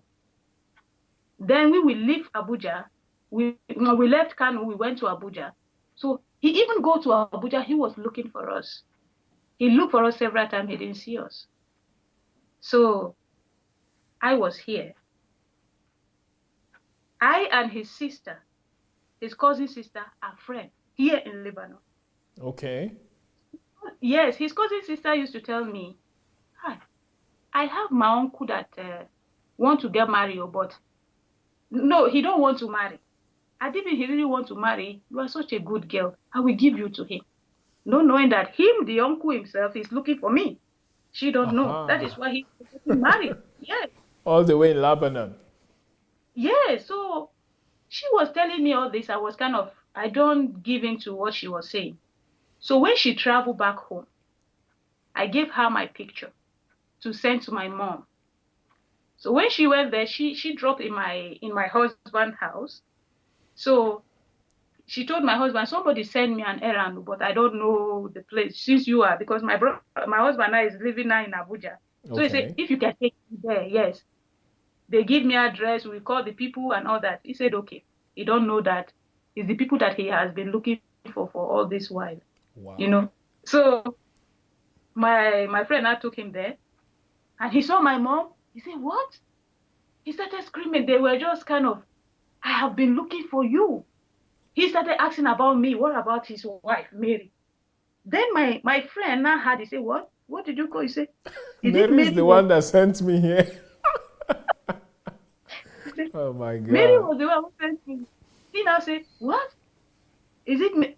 He started, then my friend now picked the phone and started calling me. You see, I told you my uncle was, you are the one that my uncle was waiting for. He was looking for. So, hey, thank God, I'm so happy. I say, then I started telling her back to send that because already I have crossed my mind. Already I have crossed my mind that I told her never. So that is how my mom called me. Mary, you forgot about Uncle Mike. Mike, now you forgot about Mike. You don't remember Mike? I said, I don't know Mike, and I don't want to know Mike. So the man, he spoke with me, he said, you don't remember me? I used to tease you, my wife. I said, I don't know you.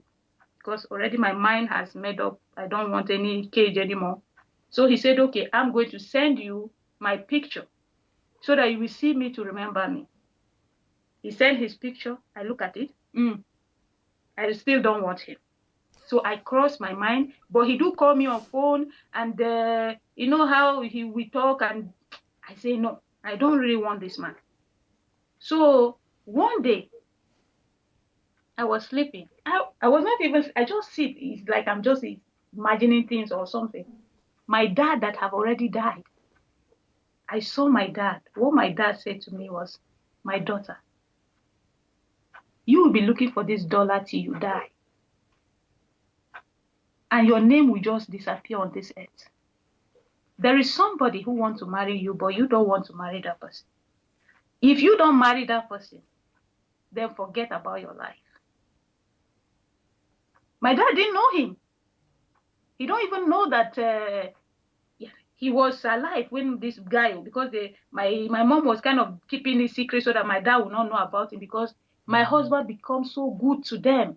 He was so, even my dad was admiring him. He said, oh, I wish I have a daughter that I will give to you. He was kind of, but my mom don't want to let him know.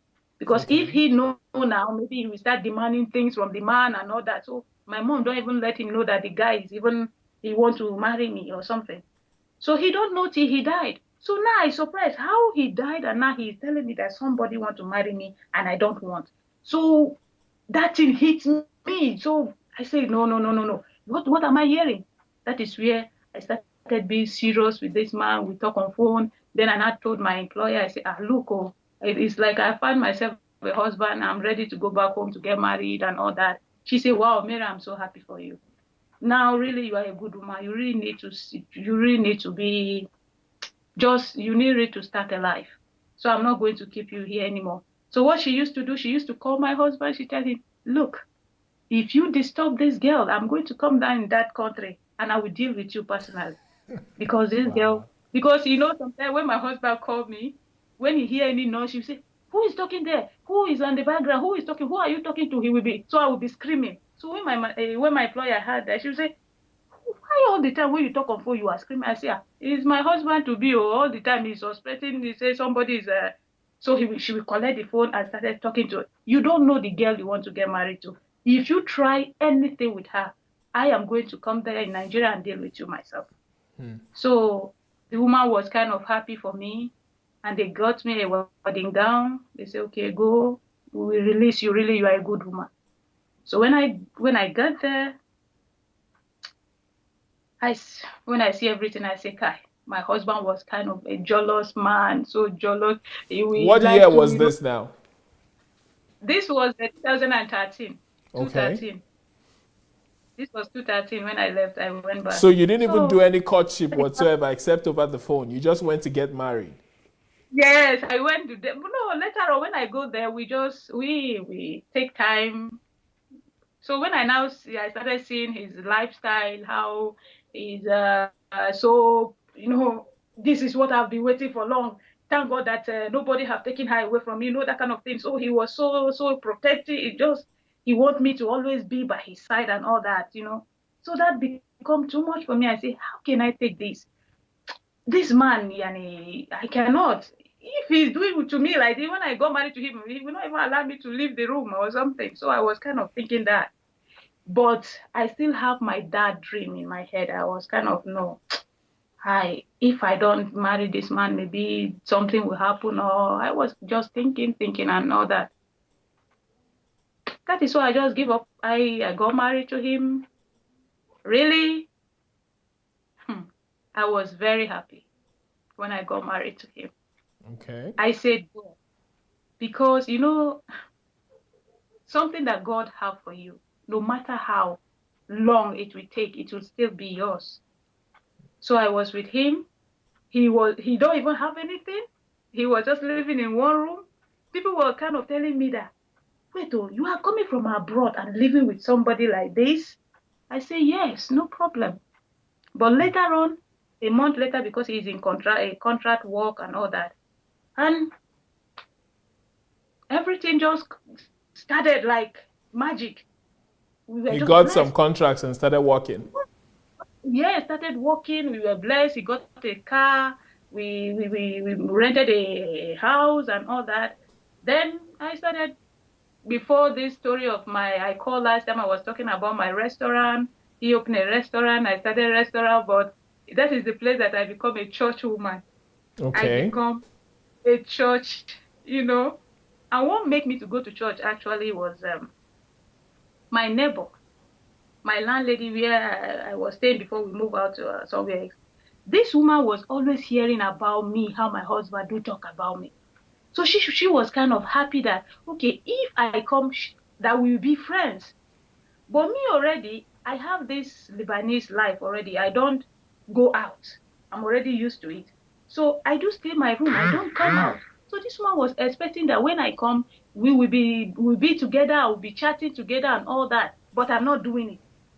So she become kind of, she was, what kind of human being I am?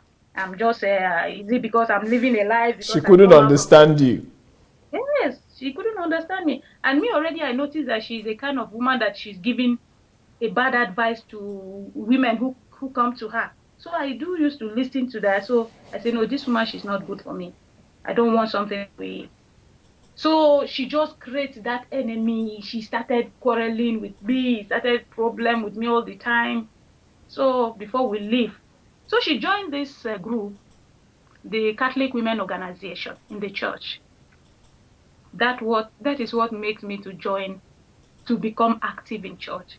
So I was kind of, this woman all the time, she's going to this CWO. I know what these women are teaching because my mom, she belonged to CWO. I know that they are so, they teach women how to be good and all that. What is she learning in that place? No, I have to go and join to see what is happening there. So that is how I went there. I joined them. From there, I started joining different kind of prayer group. I become a church person like my mom. Actually, my sister, she's saying that you are more than your mom either. So I become a church person that I don't longer pay attention to what I'm doing. And in this CWO, I want to speak to a mothers, most especially mothers. If you know that you are a Catholic and you belong to this Catholic women organization, the way they are oppressing women in that place is too much. Women don't use voice. Once you know that you have something more than other person, that person don't have right to speak. That is what I saw in that place. Mothers are there who want to, they have a problem in their house that they will really like to come out there when they are among their women. They want to speak, but they cannot speak because there are some other women who can speak and they cannot speak. So they will just keep quiet. I was just one like them. Me, I will just go, I will listen, I will not say anything. But it come to a day that I say, no, I cannot do this to myself. I started talking. I started talking. They now see me as a, they started calling me a pastor in short, because I do preach to them. I tell them we are wearing the Mother Mary uniform and Mother of Jesus is there. Jesus is there. So why are we showing ourselves different if we are carrying Jesus all over us and we are not practicing what Jesus did or what the mother? So I always talk to them. So please, this particular group, if you know you are a Catholic, you are in this mode, please, women are there who want to speak out. They want to talk. Because really, we women, if we don't talk, is a problem. Believe me. So please, we should stop looking down on other women who cannot talk. Rather, we have to bring them up. We have to help them to talk. We have to give voice to them. Like me now that I'm talking today, as I sit there, I'm talking today. Let me tell you, people, it's DSA handwork. It's not my own handwork. It's really. So can you bring us to when you met DSA or how you found out about him? Yes. So after I lost everything due to religious embark, anybody who had one I called last time, you can listen to that. So when I came here, I started living a life that. So did you have any kids again? Yes, I married I have 2 kids now, a boy and a girl. Yes. Okay, fantastic. So after having those 2 kids, things fell apart and you needed financial, you needed to be financially buoyant. So you called your former boss in Lebanon.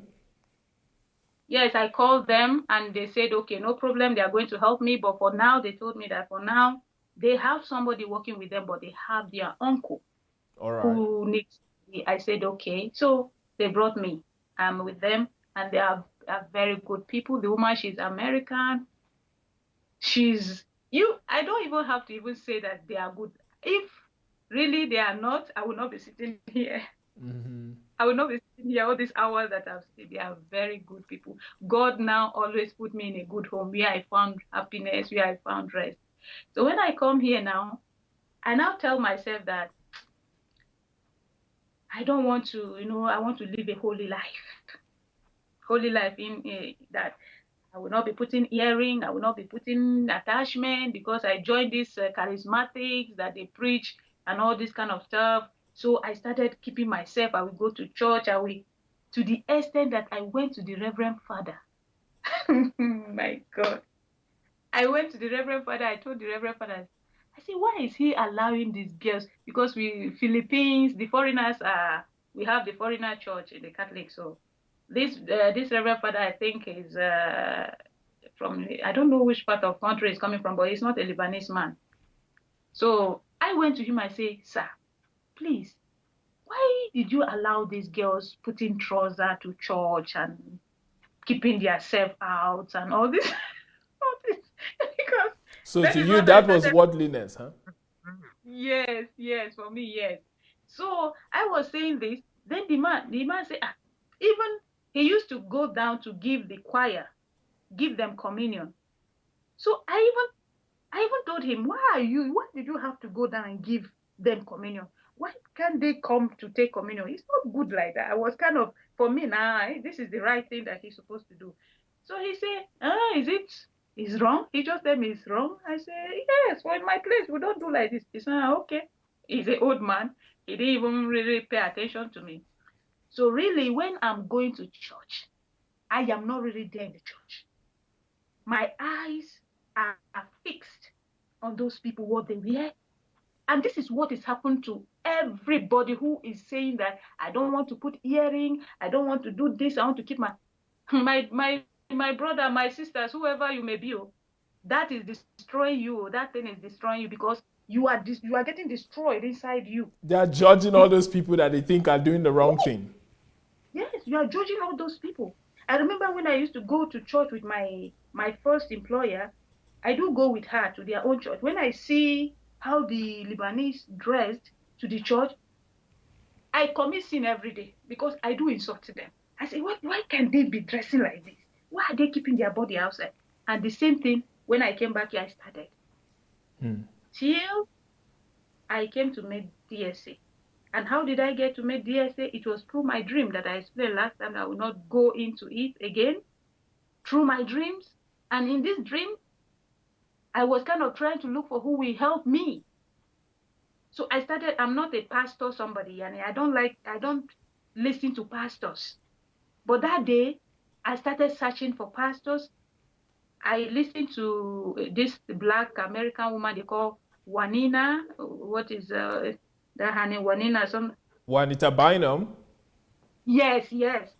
When I listened to her, I said, no, how can this one answer her preaching was just shouting and all screaming, so I couldn't get her. I said, okay, I'm Nigerian pastors.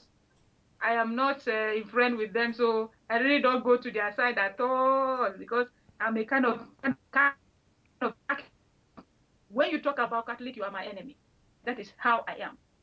So if I hear you talk about Catholic, I will just be enemy with you. So that makes me, I say, no, I don't listen to them. Till I created a group. From this group, I found a lady, as I said last time, this lady was talking about TV Joshua, how she went to TV Joshua and spent her money, 200, and she didn't even see TV Joshua and all that. So I was say, okay, TV Joshua is not somebody that you're supposed to follow. So I was trying to prove her wrong. I went to YouTube. I don't know how.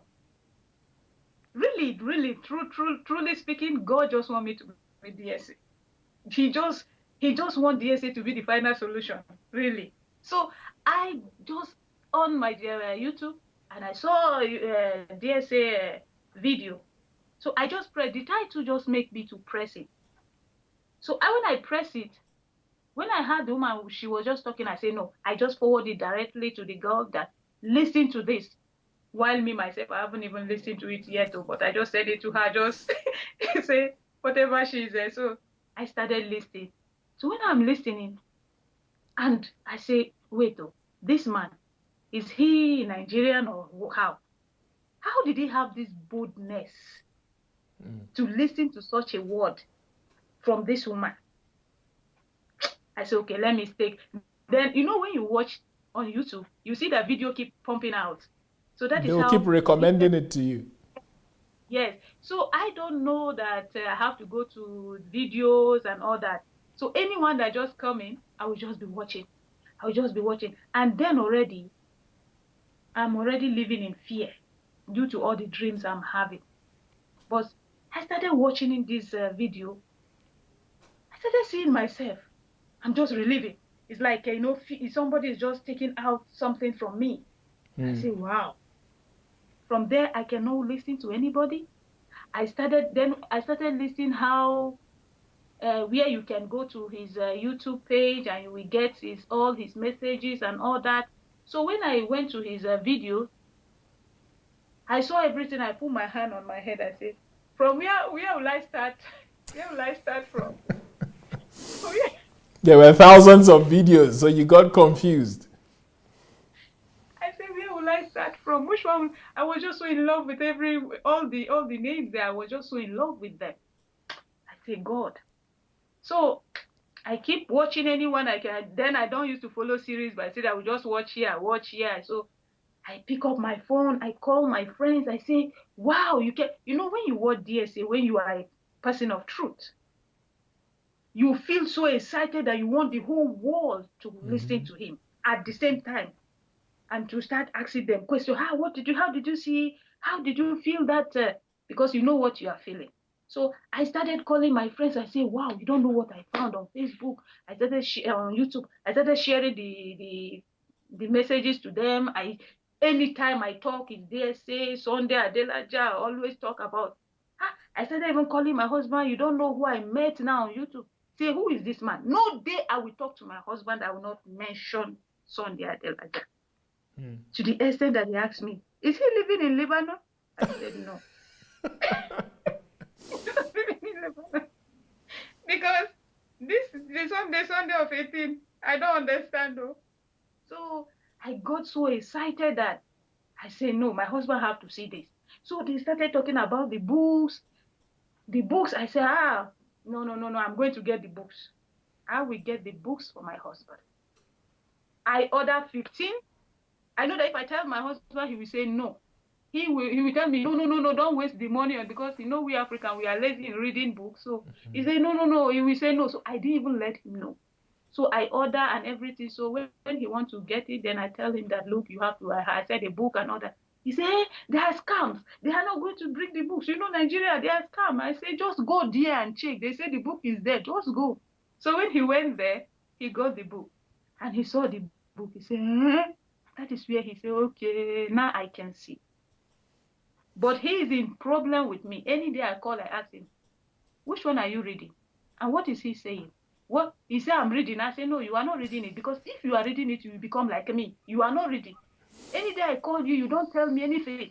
Look at me now. You are not seeing me. Even you tell me, are you my wife? You have changed. I want to see the change in you. So the real change that DSA changed me is that, when I started reading, it was only my Bible. It was my Bible that I started reading. You couldn't read other books? Yes, when I'm reading my Bible. Because how I started reading my Bible was, I was just crying. I say, oh, now I'm here in this house. Back home, my husband was the one who used to help me. We read together, and now I'm alone. So that is how I'm just going to live like this without knowing anything from this. But what is the Holy Spirit that says living in us and that he's our helper? I was just asking this. My God, this Holy Spirit is just for you to give him the chance. He's there waiting for you to just allow him to manifest himself. For we who think that we are Christian, we are God carriers, and we are not, just allow him. When I take my Bible, I started reading. The very day I started reading my Bible, my God, I was just jumping and jumping. I went, my employer here, she's a teacher. She teaches university. So she has a lot of books. They have a lot of books. So I run, I say, oh, wow, my God. I run to pick one of the books. I brought it, I sit down. I find it difficult to pronounce word there. I say, what is happening? But I just read my Bible now. What happened? So I drop it. I started my Bible again. It's working for me. I say, So when DSA was talking about his book, and people were just testifying and saying things, I say, oh God, what I will do? Let me just go to that Amazon and download and have Kindle and see if really I can. So I open it, I download. I started from with this Who Am I? I start reading this book. Are you able to read it? Yes, just like where I'm reading my Bible. I say, wow. So I started being happy. I say, so God, you don't want my brain to be corrupt or how? That is where I say, okay, God, I know what you want from me. I started going to YouTube. I'm learning. Look at what I have here. All these books. Wow. Now I'm teaching myself in the house. Teaching myself. I went and met my employer. I told her, you are a teacher. I think you have a lot of books, right? She said, yes. I said, give them to me. She gave all these books to me. I'm now teaching myself. I go to YouTube. DSA said, go and research. Go and develop yourself. Go and don't really. Don't see yourself that you don't go to school, you cannot read, that is the end of the road. It's not. Oh, when I want to write, you people ask me to write something to send, I supposed to ask my husband to write it for me, to send it or something, but I say, no, I am not going to do it. I'm not going to allow my husband to write it for me. I am going to write it myself, and I will send it. So I wrote it, and I send it. So later on, I sit there, I was reading, I was seeing some mistake. I sent Anu a voice. I say, look, you people can take it, oh, any mistake you found there, just take it, because for me, that is what I can do, but I know that I will do more better than that. Anu send me a voice and say, oh, that he can never believe that somebody will be so truthful like this. I say, yes, that is me. Truth is the most important thing. How can I be living the life of other person? That is my life. He told me he understand me that day. Really, I don't know what I feel that day. I was just crying. I say, oh God, I am so happy for you to tell me this, because nobody have ever told me that he understand what I feel, or he understand what I'm trying to say. I say, God, I was so really, I know I'm very happy for what you said to me last time. I'm really happy. So please don't give up. DSA say we should not give up. And for me, I am not going to give up, because what I'm doing right now, what I do with my money, I used to buy a flash drive. I am just downloading DSA messages left and right. I'm just downloading it because I want to add this value to myself. When I will go back to Nigeria, I need to explode because I know what, it's not too late for me. Oh, I know I'm still young. I'm just 36 and I'm going to get there because DSA has brought something that was inside me. He brought it out. Before, when I look at the mirror, I don't see me. I see other people. And that is what is happening to so many people that don't believe on DSA. Because when they look at the mirror, they look at their pastors. They look at the mirror, they look at their friends. They look at the mirror, they say, I want my eye to be like this person. That is why they cannot come to understand the truth.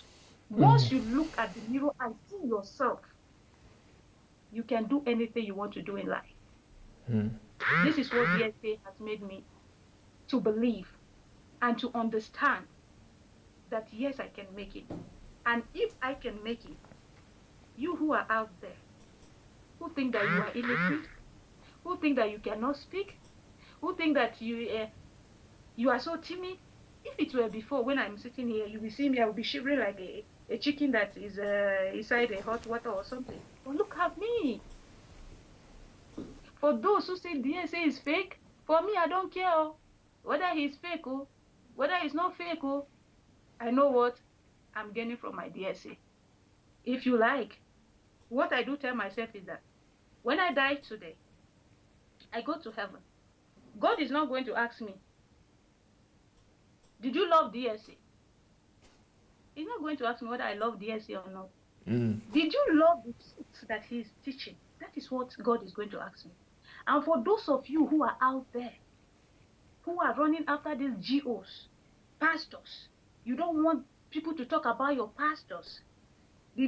On the last day, God is not going to ask you, were you defending your pastor or not? God will not ask you. He is going to ask you, the truth that I left for you, did you practice it? What I sent you to this earth, did you do it? Now I know the passion I have. I know my calling now because I do have passion for all those children. Anytime I see a child, I do cry. Now I know what I can do. Why? Because I listen to the truth message. And my DSA family who are out there, I want to tell you people that keep loving this truth that you are learning from DSA. Don't allow somebody push you back. I really know that we will not allow them push us back, because when I'm in the comment section, I used to see how we attack, we talk, and we don't attack all those ones who come to say DSA is fake. We treat them with love. Even though when they are saying that DSA family are are bad people, they are rude and all that. It's lie, we are not rude. And this word that DSA always used to say that, don't fight for me. Don't defend me. DSA, I thank you so much for that word. Because that word, really, somebody like me is helping me. Even though that I'm finding it difficult to write, when I read them, I see all those comments, I feel like, I wish I know these people. I would just go, because you know the truth. You know how the truth is doing in your body. So when somebody come out and be saying all this kind of stuff, you feel like to. So when DSA is just saying all this, and I say, okay, this man is right, though. Why am I even fighting? Why will I even fight them? Let them be. Just what you have to do to those people, pray for them. You just need to pray for them, for God to touch their heart and let them come back to the truth, to the true gospel. Because really, in Nigeria, to tell you people the truth, we don't have church. People are suffering. People are just fighting for this truth that they are not giving to them. In this, my dream that I was dreaming, really, if these people don't come out from where they belong, where they are just saying that church, they are going to perish. They will perish, because the way Christ came to save us, and he didn't find anybody to save. Nobody wanted to follow him. I was the only one, and the three sisters that were with me, we were just we are ready to go with Christ. And he was crying. He said, I died for you. I sacrificed myself for you. Are you talking about a dream now? Yeah, this is a dream. Okay, so in a dream, Jesus came and he was trying to call people to follow him. And they were so busy in their churches, they didn't listen, but just you and three other ladies agreed to follow him. Yes. Yes. Wow. And that is the dream that led me to know DSA. Because that dream bothered me a lot. That dream, I was kind of trying to look for explanation, for somebody to just explain to me. So that is how I get to know DSA. And I didn't find it difficult to believe DSA, because already I have seen everything in my dream. DSA So was when he was talking preaching church. about the church, you understood what he was saying and you could tell that it was the truth. Yes, I understand. I didn't find it difficult. I didn't, say, this man is, no. I believe him. Even I was the one who even sent DSA a voice note and tell him, wait, you have been talking about all these Pentecostal churches. Why are you not talking about Catholic? Me, that I don't like somebody to talk about Catholic. But you said nobody should touch your Catholic church. You were hating people. So I was the one who, I said, why are you not talking about Catholic? He said, no, I don't know anything about Catholic. Let other people do it. So, Yeah, you who has been in the system, you're an expert and you know what's going on in there. Like you spoke about the women in the organization, so you're going to be the best person to speak about it since you've experienced it yourself. This is what I'm praying for every day. I am praying for every day. I say, Lord, I am here. I know you have saved me just for this. I need your wisdom.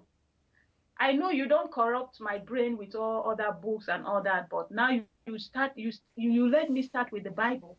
I want you to educate me more.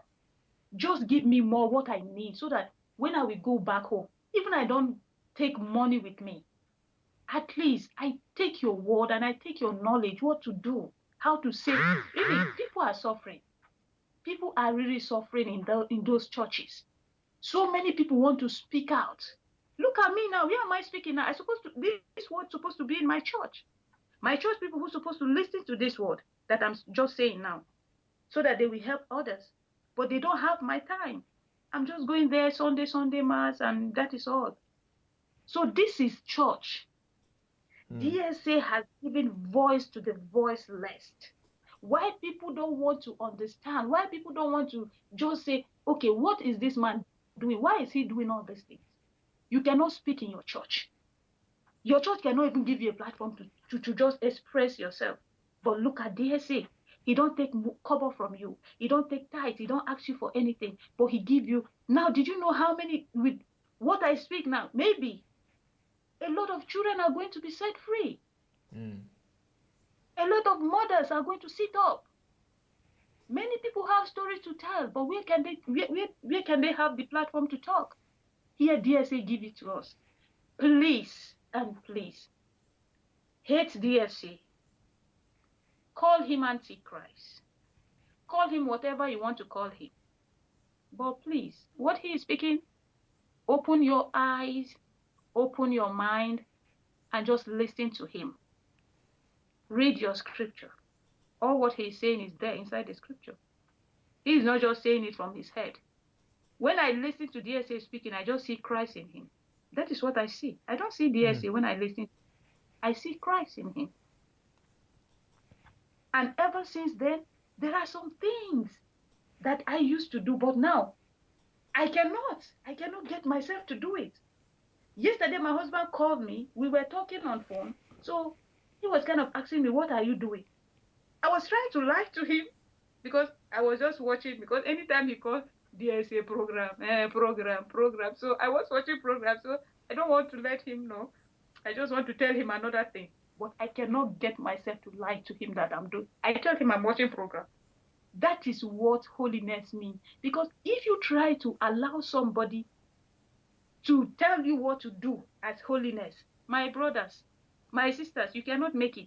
It's when you decide on yourself. You allow the Holy Spirit. Him himself will go, he will deny you of things that he don't want. Not you yourself. You cannot do it on your own. No? So, most especially, I'm saying this to my friends because I know I'm going to send it to a lot of my friends that say that I'm now backsliding or something. I'm saying this to you. Those earrings you are not wearing. Those necklaces you are not wearing. Those attachments you are not wearing.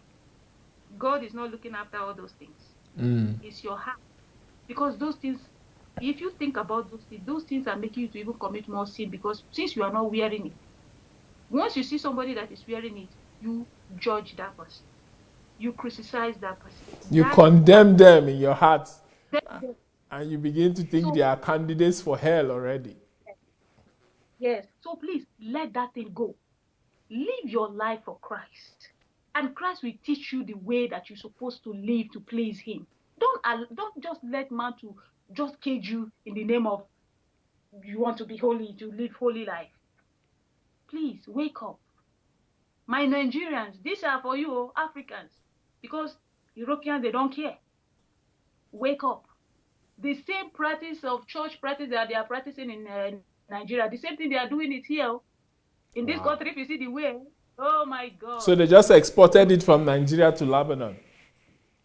Most of them, then when I was here, most of them are going to Catholic. But now I came, the black are empty in Catholic because they are not dancing in Catholic. They say they are not dancing in Catholic. People will just go and sleep. They want to go to a church that they are dancing. Where they are gyrating. They are preaching. They are gyrating, yes. So in Catholic, they don't do that. My brothers and my sisters, better you go to a church that they don't dance. To have your calmness, just to be listening to the voice of God, than just go and be just gyrating and be having body pains, because I do that a lot. I have a lot of body pain. Anytime I go there and come back, I have to, so get yourself out of that. And our viewers, thank you. I'm happy that you people have all this time to stay and listen to me. I am so happy. Really, I'm a free woman today. My freedom started today. Today that I'm talking. All these things is out of my heart because, I read Stop Blaming What You Lack. There's a book, Stop Blaming What You Lack. That is where I got this confidence that I'm sitting here today. Amazing. Okay. So who knows? Maybe you're the one who will help to reform the Catholic Church in Africa. I don't know. Ladies and gentlemen, you've heard it from Mary. She's definitely a free woman. And I'm not sure anybody can deny that because it's all over her. You can see the joy, the zest, the passion that she's speaking with. You can see the truths pouring out of her. You can see that she's somebody who loves truth, who's dedicated to truth. In spite of all the hardship that she's been through, she's come out on the other side and she's now somebody who wants to change her world. And like she said, her freedom has started today. I believe it has started long before now, but this is like her coming out, a manifestation, a public declaration of her new mission, which is to help liberate people from ignorance. So ladies and gentlemen, please share this video. I think this is the longest that we've gone in a very long time, but I feel like we needed to hear the things that she said, and I believe everyone who has listened is going to be blessed. Please send this to as many people as possible. Send it to those who you know are Catholics, just like her, who don't like anybody criticizing their faith because they believe that others are heretics. They could learn a lot from her because she was in there and she experienced all of their, religious activities and what have you. And now she knows the truth. She's enjoying her relationship with God, and she's now living a life of purpose. She miraculously started, reading. This is not something she learned in school.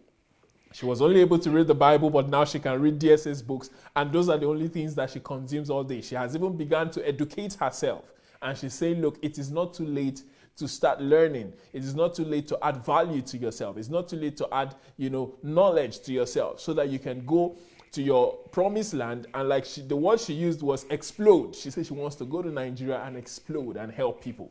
So ladies and gentlemen, this has been an interesting one, and I believe that we've really been blessed by it. So back to you, Mary. So now that you're bubbling with all of this joy and excitement, we need you to wish DSA a happy 53rd birthday. So on this his celebration, what would you say to him? Of course, my Adelaja, Madam Adelaja, that is what my sister called me, and her husband, she called me Madam Adelaja. Oh, my DSA, oh Jehovah, I don't know what to say to you. You are really a God sent. For me, I will say God just sent you to this earth for me alone. Believe me, this is what I will say. God Almighty that brought you on this earth will never leave your side. No matter what people say, no matter how they shake you, He will always be there by your side. And He will take you back home the way He said He will take you. And the people who say that you are afraid of going back home because you are attacking the pastors and all that, they will come to know the truth and start preaching the truth, because I know always the truth is what wins. Lies can never win. So my lovely DSA, you don't know what you have done in my life. You have done a lot. You have just squeezed something out of me. So I wish you a wonderful and lovely happy birthday. I don't know how. Just please, I know that his birthday has not yet. It's a few days ahead. Yeah, so I want to sing you this happy birthday in French and in Arab for you, just for you, because I don't know what we have the time again. So let me sing it for you. In French, I will start, then Arab. Joyeux anniversaire, joyeux anniversaire, joyeux anniversaire, oh, joyeux anniversaire. Now in Arab, Sena helwa yegemi, Sena helwa yegemi, Sena helwa ya habibi, Sena helwa yegemi. Oh, my dear, say you are so, so, so wonderful. I don't know how to stop to say goodbye to you. Thank you. And thank you so much, Joshua. Thank you. God bless each and every one of DSA family. You guys are so lovely. And to that, my brother that called me, that sent me a voice record and say, Sister Mary, you have to come live. I want to thank you I want to say thank you because you allow God to use you. You listen to God to talk to me. Really, I want to appreciate you. Thank you so much. May the Almighty God bless you guys all and remain blessed. I am so happy, really. Thank you very much, Mary. But before you go, there's something I want to ask you. You spoke about your passion for orphans. What plan do you have for orphans? Really, for now, when I go back home, I don't know what to say, but I am really going to create a foundation. I believe that God will help me because He really let me to go through all these things just for me to help them.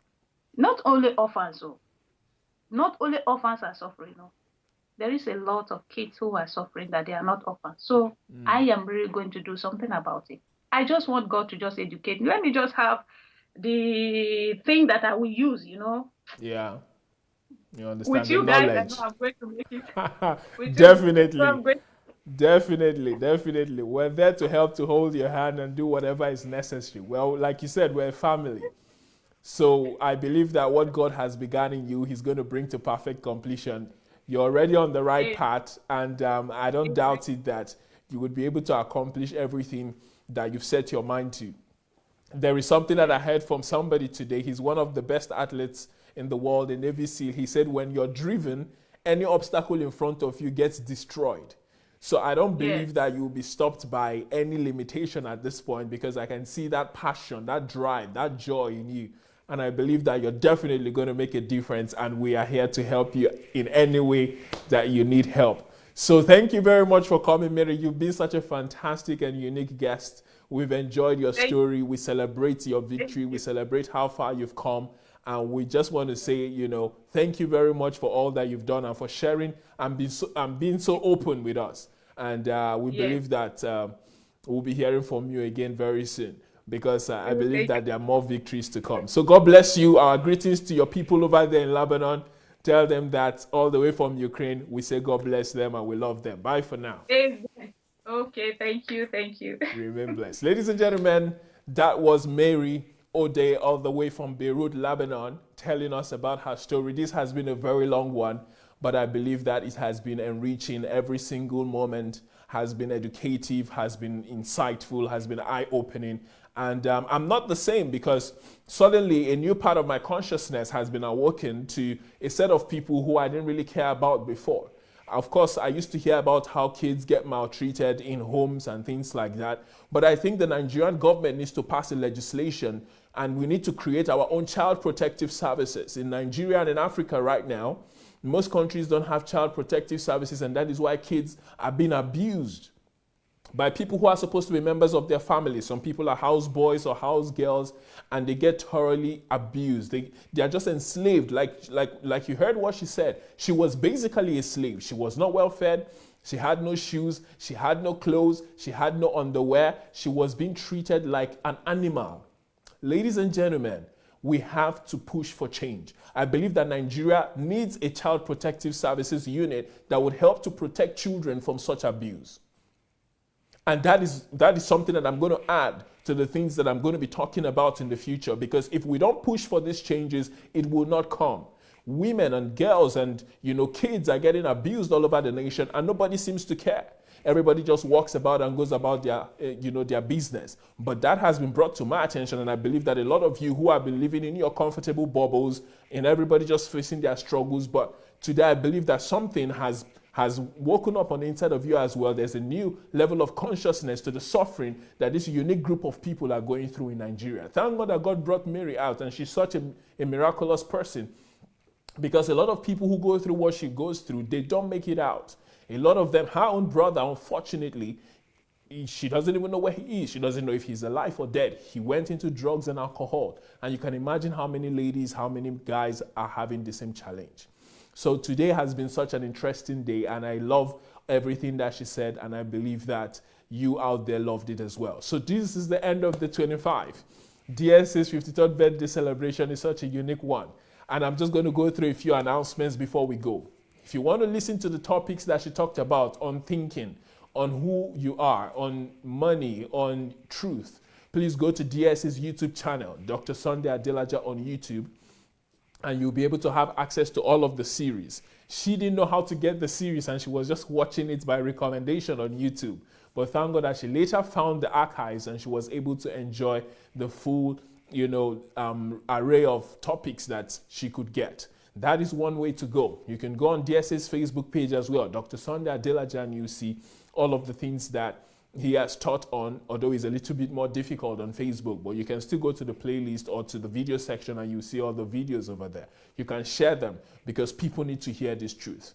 If you want to buy DSA's books, she spoke about Who Am I? She spoke about Don't Blame What You Lack. You can get those on Amazon. If you register on Amazon Kindle, you can read all DSA's books for free.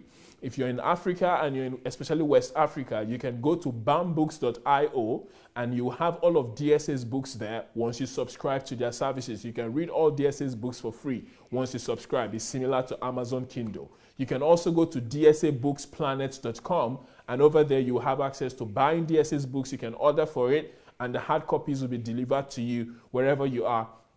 I believe all over Africa, but mainly West Africa because they are based in Nigeria. So DSA has created all of this material, has given us all of these tools so that we'll be able to bring about transformation first in ourselves, and then we can take it all the way to our communities, to our nations, to our families, to our companies, and what have you. We also have 2 mentorship programs that are running, 3 actually. There is a conventional mentorship program, and then there is one that is specially made for millionaires. If you want to become a millionaire, there's a special mentorship program for you. The best way to become a millionaire, the best way to get anything done is to meet someone who has accomplished that and then allow them lead you through the path that they went through, so you don't have to suffer as much, you don't have to make so many mistakes. You can just build on their own experience and you'll be able to get there quicker than you ever thought possible. So that is what this mentorship is about. It is about being a millionaire, and the tools needed will be handed to you. You will be taught and educated on what to do, and I believe that sooner or later you'll be able to reach your dream. When I say millionaire, I don't mean in any other currency other than US dollars. So we're not talking of Naira or CDs or wherever it is you're watching us from, except of course from the United States. So this is a program that everyone who is in the DSA family or anyone who wants to make a difference financially would need to join. The next one is Who Am I? Why am I alive? If you're wondering why you're alive, our guest just said she had found her purpose, and that was because she went through the process of studying the book Who Am I, going through the teachings, and now she has discovered her calling and her purpose. That is something that every human being has to answer, or else you will live a wasted life, because it will be like your life has no goal. The mundane goals of having a house, a car, being able to go for vacations, just having a family and living for yourself. Those things are not the essence of life. Those things are not what life is about. But when you read this book, you understand what life is about, and you'll be able to know why you are here and what role you're supposed to play in the whole in humanity. So please get that book and join the mentorship program so that you'll be taught how to go about life. DSA has an app that is on its way. It's called Vintage DSA.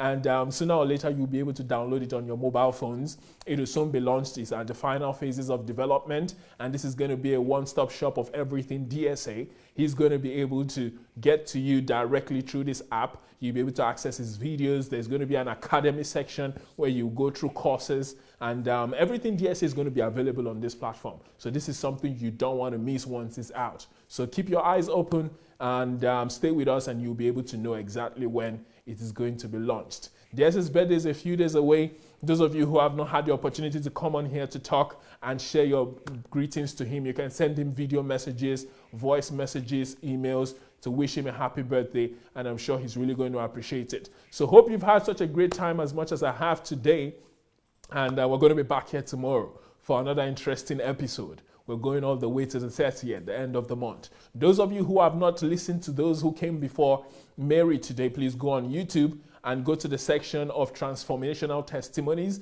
and you will see all that has been done prior to today. So once again, thank you for joining us. I'm Joshua Matare, coming to you from Kyiv. I look forward to seeing you tomorrow. Thanks for staying with us on this very long episode. I hope you had a great time. See you same time tomorrow. Bye for now, and God bless.